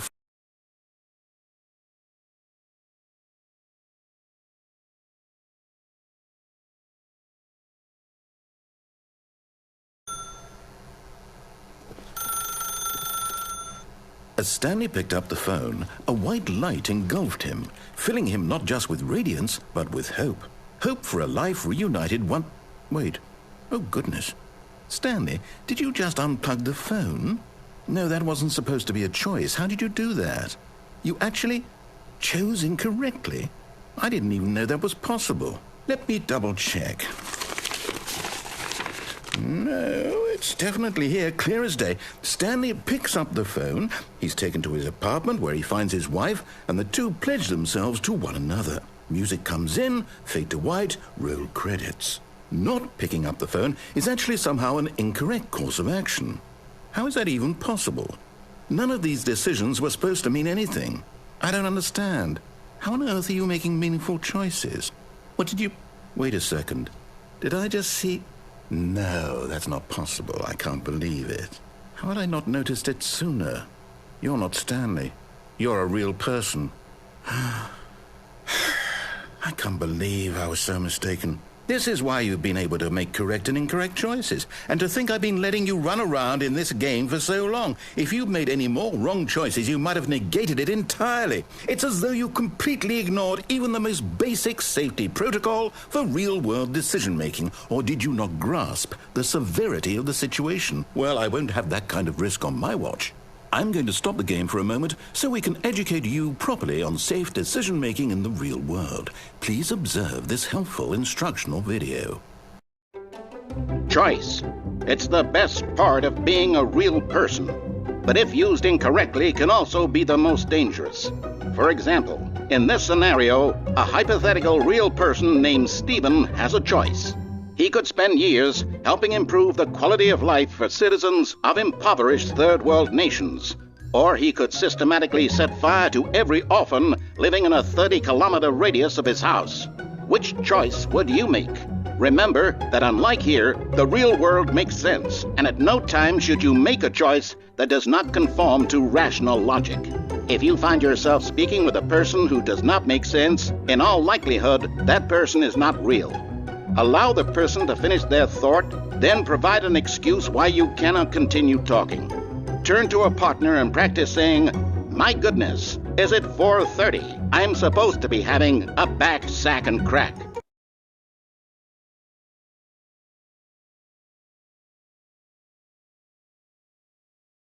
Excellent. Making choices on a regular basis is the best part to a healthy decision-making process. Most medical professionals recommend making at least 8 choices per day. Do you make more than 8? Less? And finally, if you begin to wonder if your choices are actually meaningful and whether you'll ever make a significant contribution to the world, just remember that in the vast infiniteness of space, your thoughts and problems are materially insignificant, and the feeling should subside. At this time, your instructor will guide you in an exercise to test and reinforce the material covered in this video. Welcome back. You may have noticed that this room has begun to deteriorate as a result of narrative contradiction. But not to worry. Now that you're properly informed on good decision-making, we're going to revisit a choice you made just a few minutes ago and see what the correct thing to do would have been. This way, please.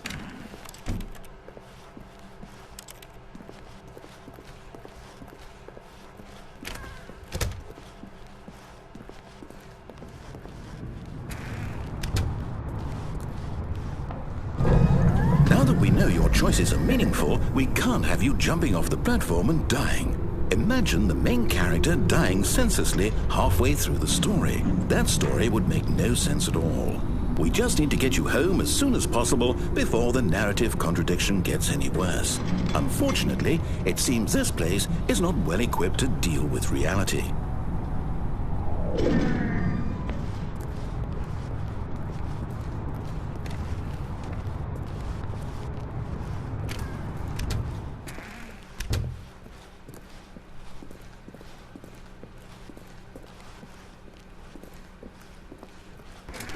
Almost there. You'll take the door on the left, back to the correct ending, the story will have resolution once again, and you'll be home free in the real world. Now remember, all you need to do is behave exactly as Stanley would. That means choosing responsibly and always putting the story first. I'm quite sure you'll be up to the task. Just follow my lead and you'll be fine. All right. When Stanley came to a set of 2 open doors, he entered the door on his left.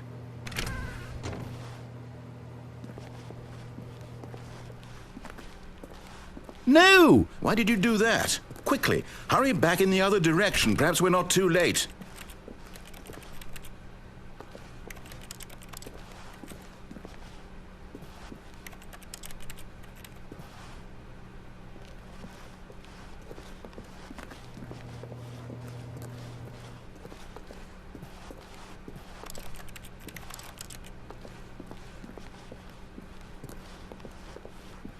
Oh, it's ruined.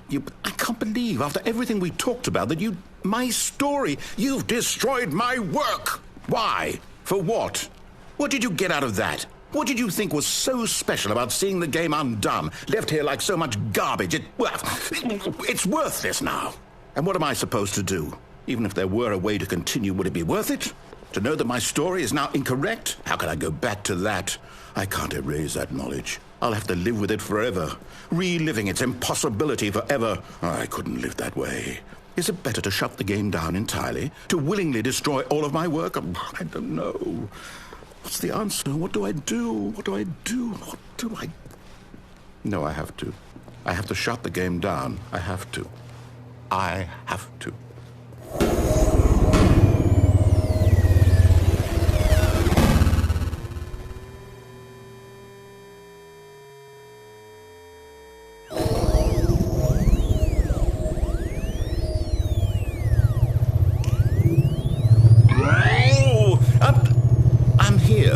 I'm still here in this pile of rubbish, with you, who thought you were so clever.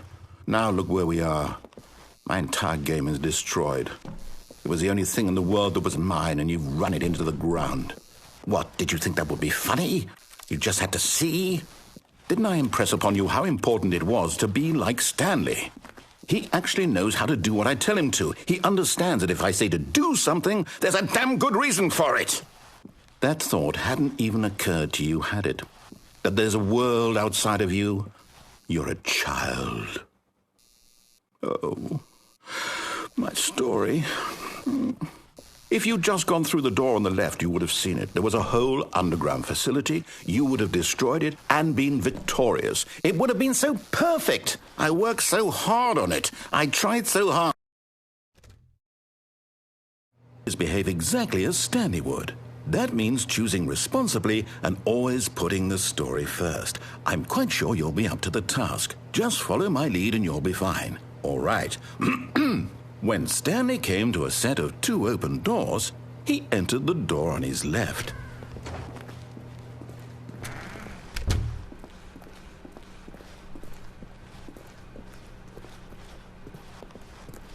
Yet there was not a single person here either.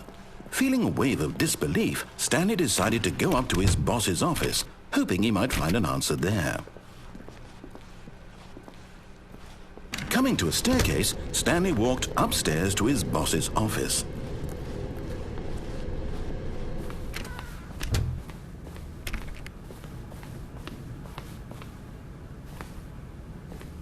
Stepping inside his manager's office, Stanley was once again stunned to discover not an indication of any human life.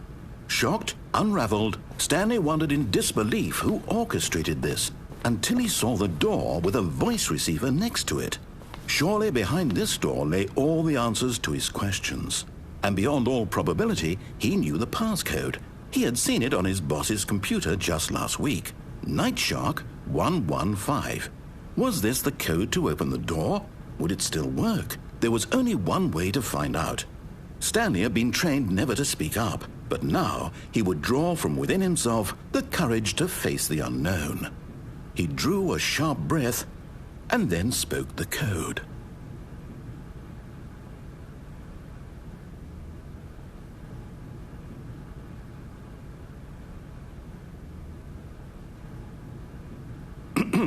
Stanley spoke the code. Night Shark 115. He spoke it into the receiver, right there on the wall.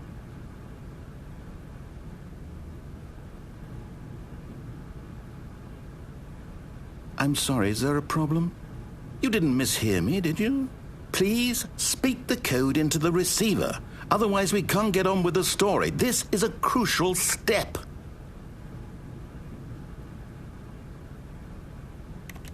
Okay, fine, you're not going to do it, but you know what? It's pretty humiliating to bring you this far, only for you to suddenly decide you have better things to do. I asked you for this one single thing, for your respect. The kind of respect Stanley shows for his choices. He knows what it means to take a story seriously. If you didn't want to see what I had to show you, then why did you come here? You had a choice, you know. You could have gone through the door on the right. You could have done whatever the hell you wanted over there. Why did you come this way? Speak. Say something to me. Explain yourself, you coward. When Stanley came to a set of 2 open doors, he entered the door on his left. Stanley? Hello? Is everything okay? Stanley, please.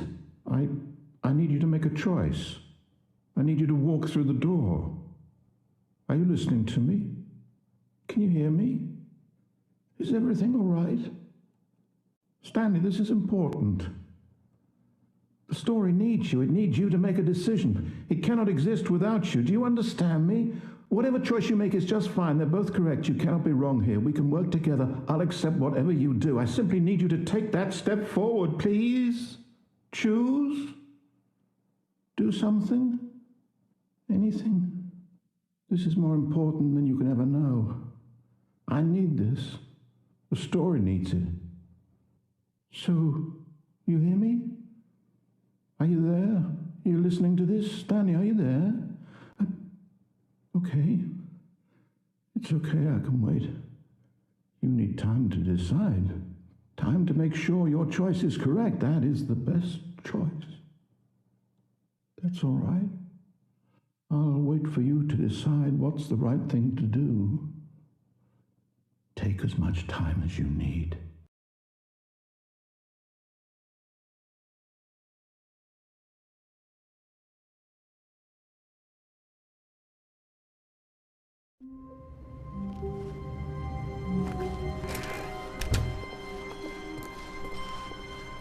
When Stanley came to a set of 2 open, this was not the correct way to the meeting room, and Stanley...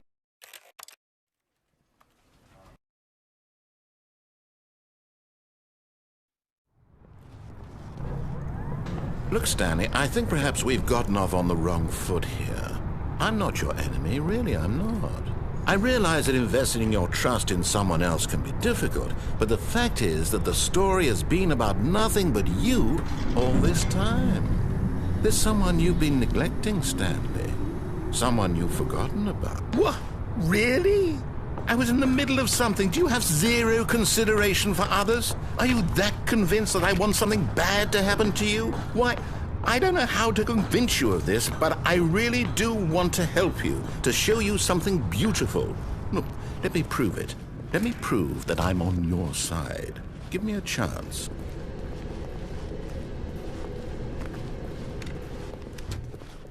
Now listen carefully, this is important. Stanley walked through the red door.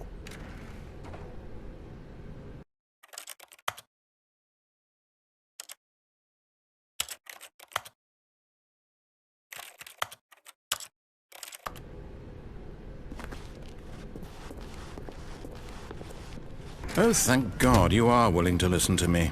Do you see that I really have wanted you to be happy all this time? The problem is all these choices. The 2 of us always trying to get somewhere that isn't here. Running and running and running, just the way you're doing right now.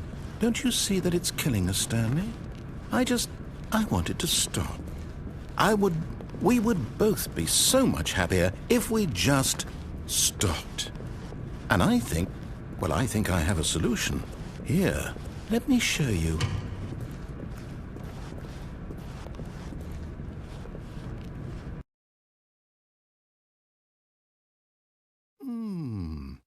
What do we want? What are we looking for? Here. Yes. Oh, it's beautiful, isn't it? If we just stay right here, right in this moment with this place, Stanley, I think I feel happy. I actually feel happy.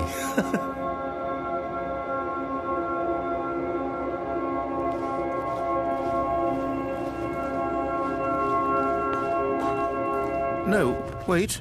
Where are you going?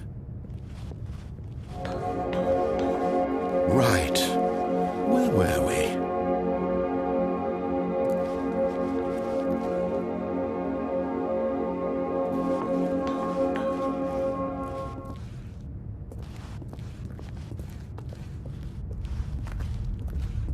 no.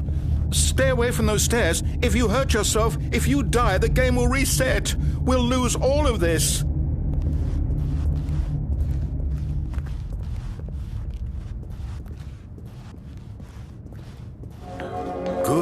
Good. We can't be too safe. Promise me you won't go back there.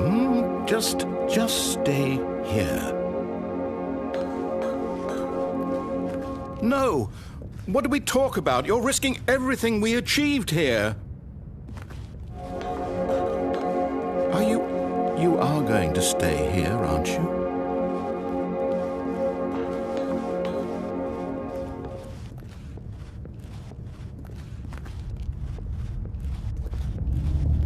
You heard me before, didn't you? You will die! What about this isn't getting through to you?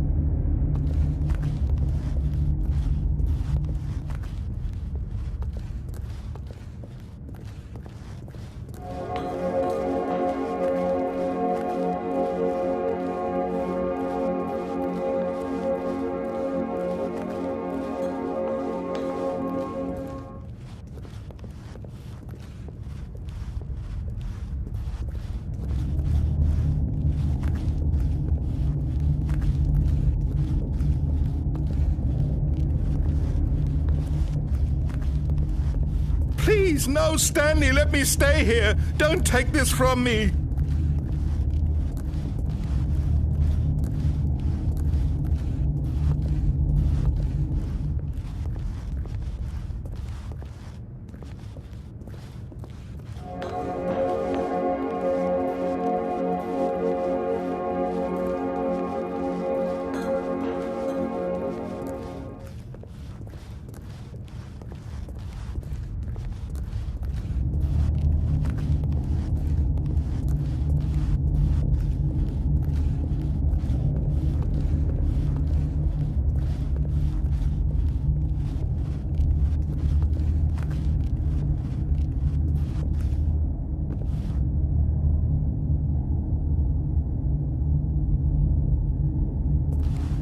Please, Stanley, think about what you're doing.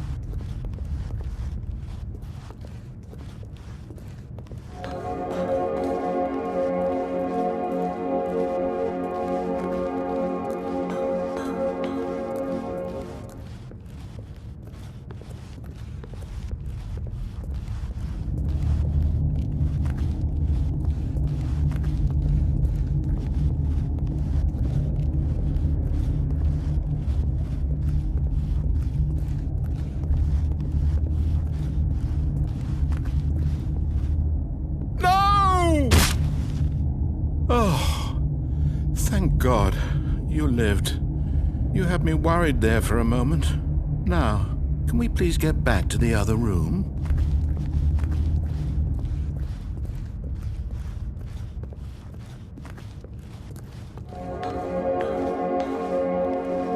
There. See? This is what you want. This is where we can both be happy. We really can. If we stop moving, we just have to stop moving.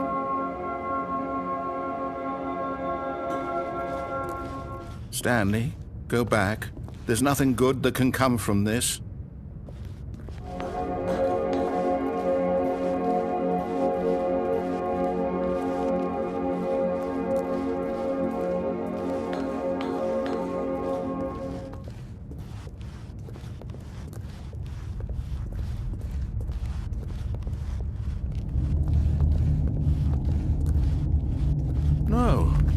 No, what are you doing, Stanley? Please, I'm asking you not to take this away from me. I can't go back to what I was before. If you die, we'll both go back. Why are you doing this?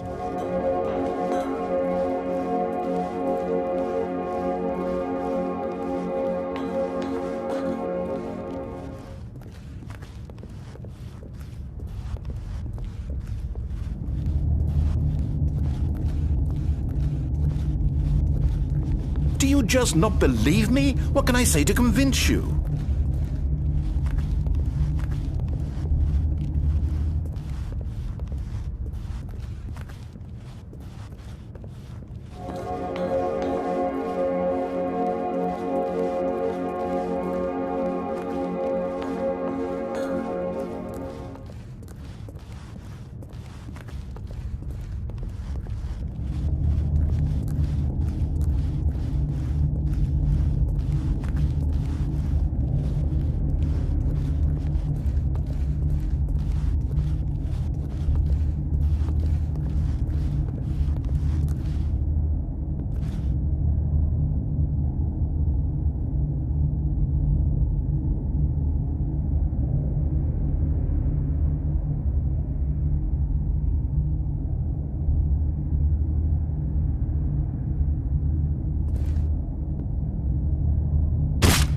Stanley, let's go back to the other room.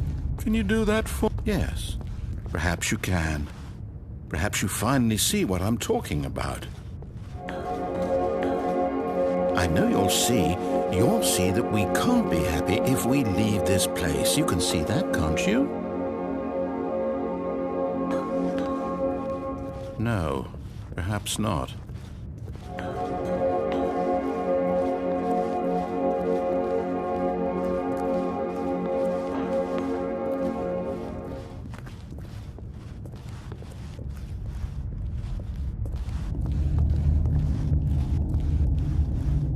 My God, is this really how much you dislike my game?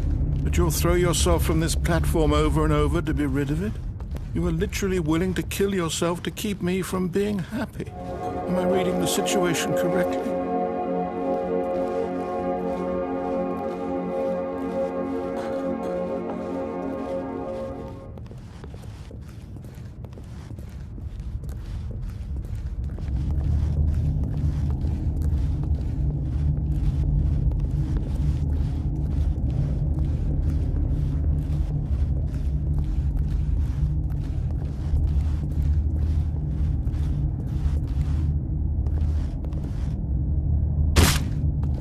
Maybe you're just getting a kick out of it. I don't know anymore. I just wanted us to get along. But I guess that was too much to ask. Do you actually want to stay alive? Or are you just teasing me?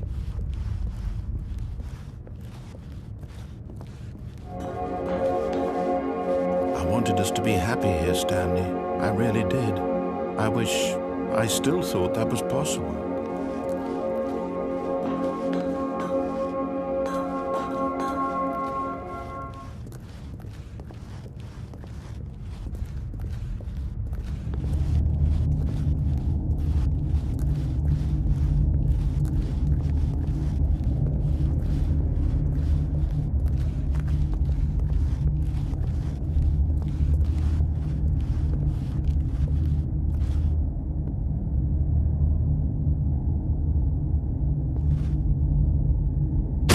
Is it over? It's going to restart, isn't it? I'm going back.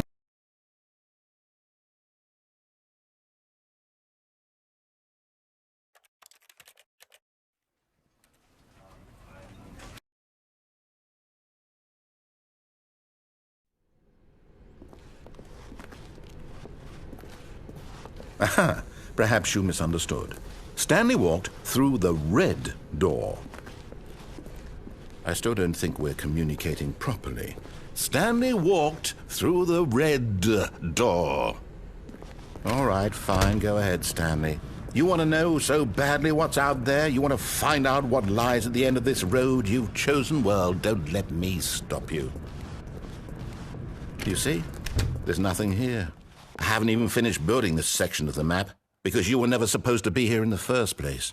Broken rooms, exposed developer textures. Is this what you had wanted? Was it worth ruining the entire story I had written out specifically for you? Do you not think I put a lot of time into that? Because I did. And in the end, it was all for nothing. Because this is what you wanted to see. Help me here, Stanley. Help elucidate these strange and unknowable desires of yours. What would have made this game better? What did you want to see? Vehicles? Skill trees? Work with me, you've given me absolutely nothing so far. Tell you what, let me take a stab in the dark at a new design and you can give me some feedback. There we go. A third option. This already feels leaps ahead of where we were before. Go ahead, Stanley. Take it for a spin. Okay, I'm going to stop you there. Now, tell me about your experience with this new version. Would you say that the game benefited from allowing you more choices? Feel free to be honest. I'm looking for some real critical feedback here.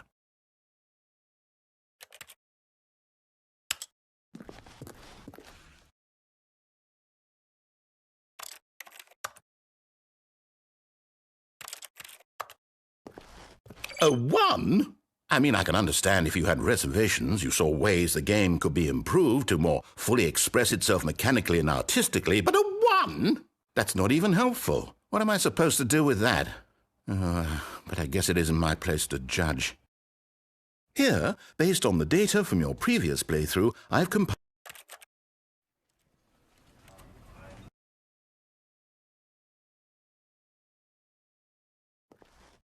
Oh, well, now this is useful. You didn't like it, but you didn't totally hate it either. You enjoyed it, perhaps is the correct term. It didn't cause you excruciating pain. Big steps we've made here today, Stanley. Here, based on the data...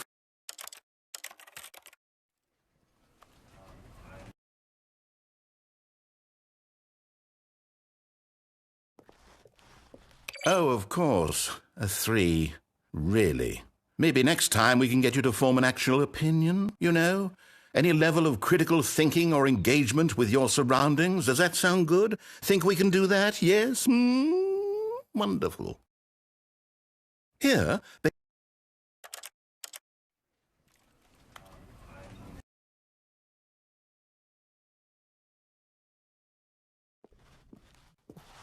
Okay, so we're getting somewhere. Clearly there's something here that speaks to you. If I can be honest here, I really don't have any idea where I'm going with this. This whole third door thing was just a stab in the dark.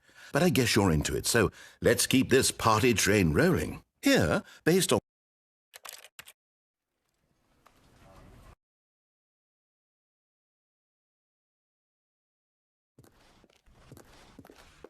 Aha!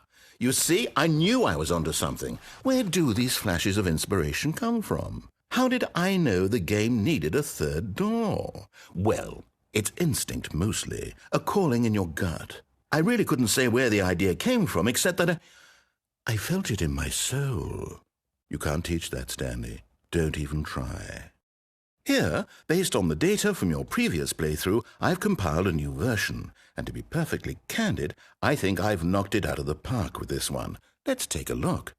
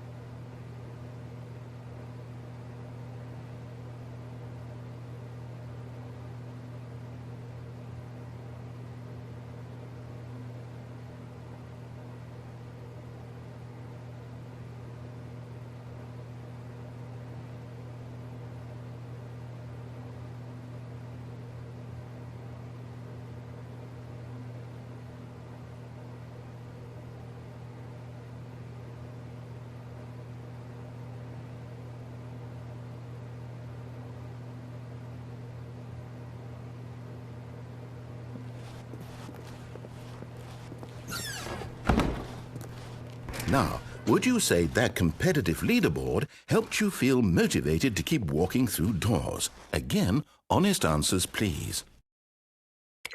Hey, I nearly forgot. I've got a prototype of a new game I've been working on, and now would be a lovely opportunity to give it some playtesting.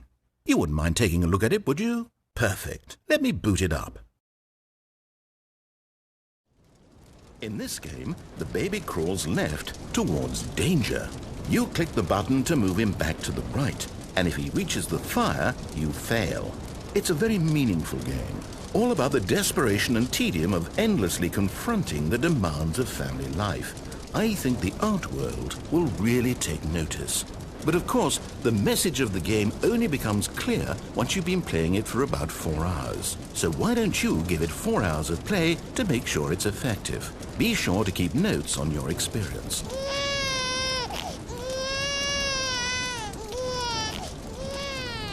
You heartless bastard. Did you do it because you hate babies or purely to spite me?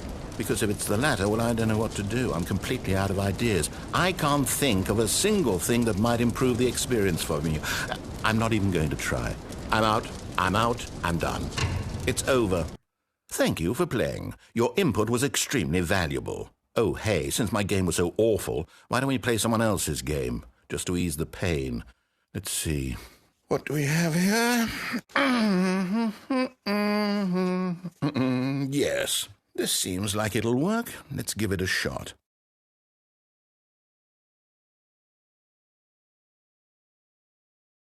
Well, Stanley, is this any better? At last, the one thing you've always desired. A game I had absolutely nothing to do with. But is it enough? Tell me that, Stanley. Will it ever be enough?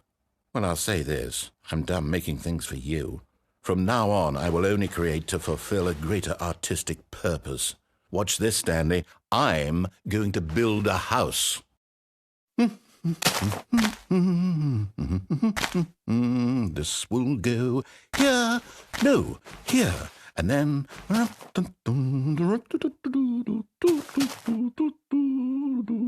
Let's see, what does it need? Yes, of course. And just to finish it all off, yes, it's complete. I made this, Stanley. Look at it.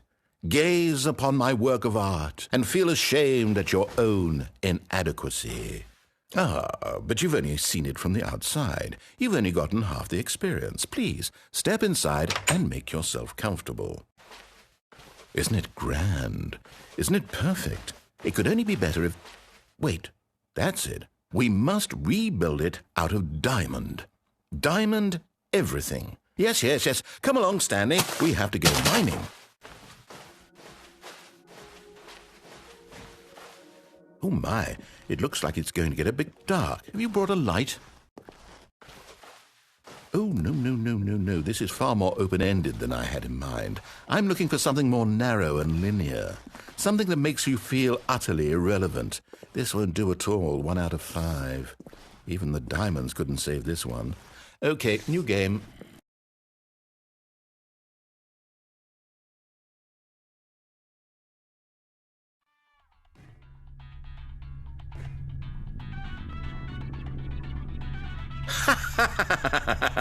Yes! I don't even know what this game is, but I love it. You, trapped in a glass box with no way out, listening to me talk. Oh, it's inspired. I couldn't have done it any better myself. What is this game even supposed to be? I can't figure it out. Okay, now I'm curious. Let's go find out what the hell this is.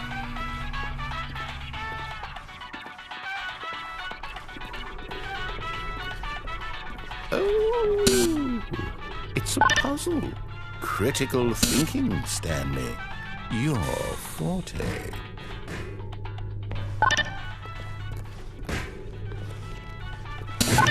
Genius.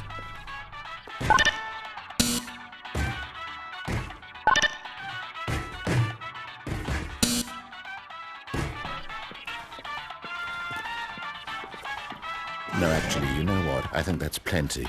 I really don't care much to see you stumble through any more of these games, and I highly doubt you're any wiser for the experience. Which is why, rather than continue to waste my time, I'm just going to leave you here. You can pretend you've beaten the game if it makes it any richer for you, but as for me, I've had enough. So, why don't you get cozy in this room, and if you have any grand revolutionary ideas for the perfect video game, you can just sit there and let it ball up inside you for all eternity. I don't need your advice. I don't need your ratings. And I certainly don't need the validation of a man whose job is to push buttons. I think I'll just go about my business, making meaningful cultural contributions to the world. And perhaps every now and then I'll think back to a man named Stanley who was objectively wrong in every decision he ever made. The thought won't last long. Goodbye, Stanley. Good luck with your work, and I sincerely hope that everyone lives happily ever after.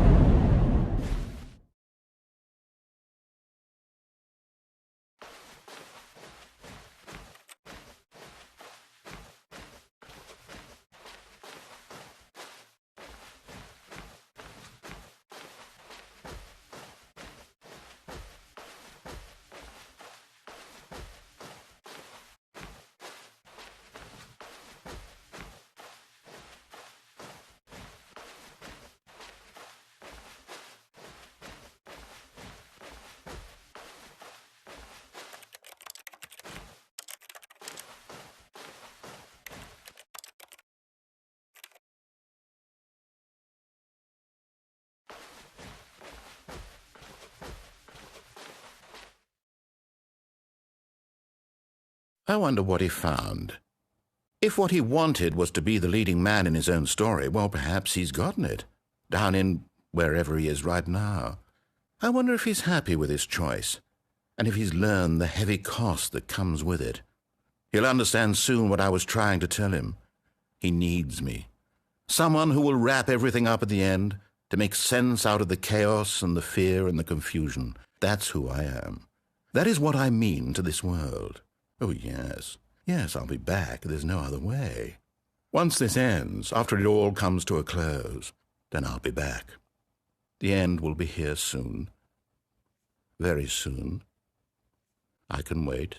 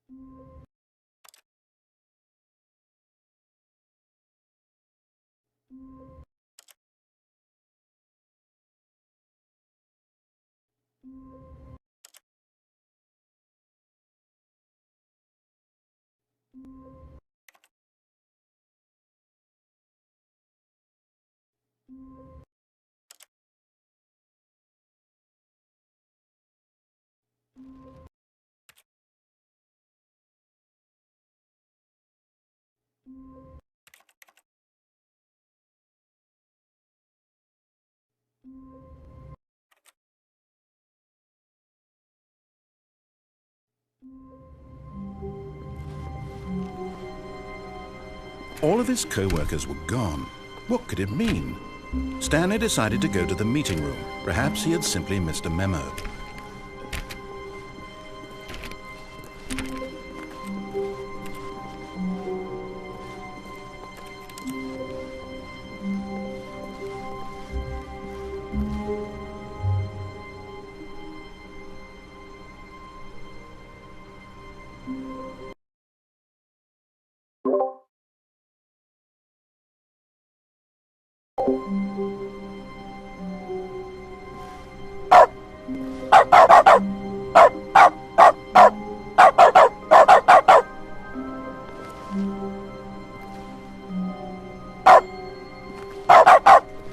Stanley went around touching every little thing in the office, but it didn't make a single difference, nor did it advance the story in any way.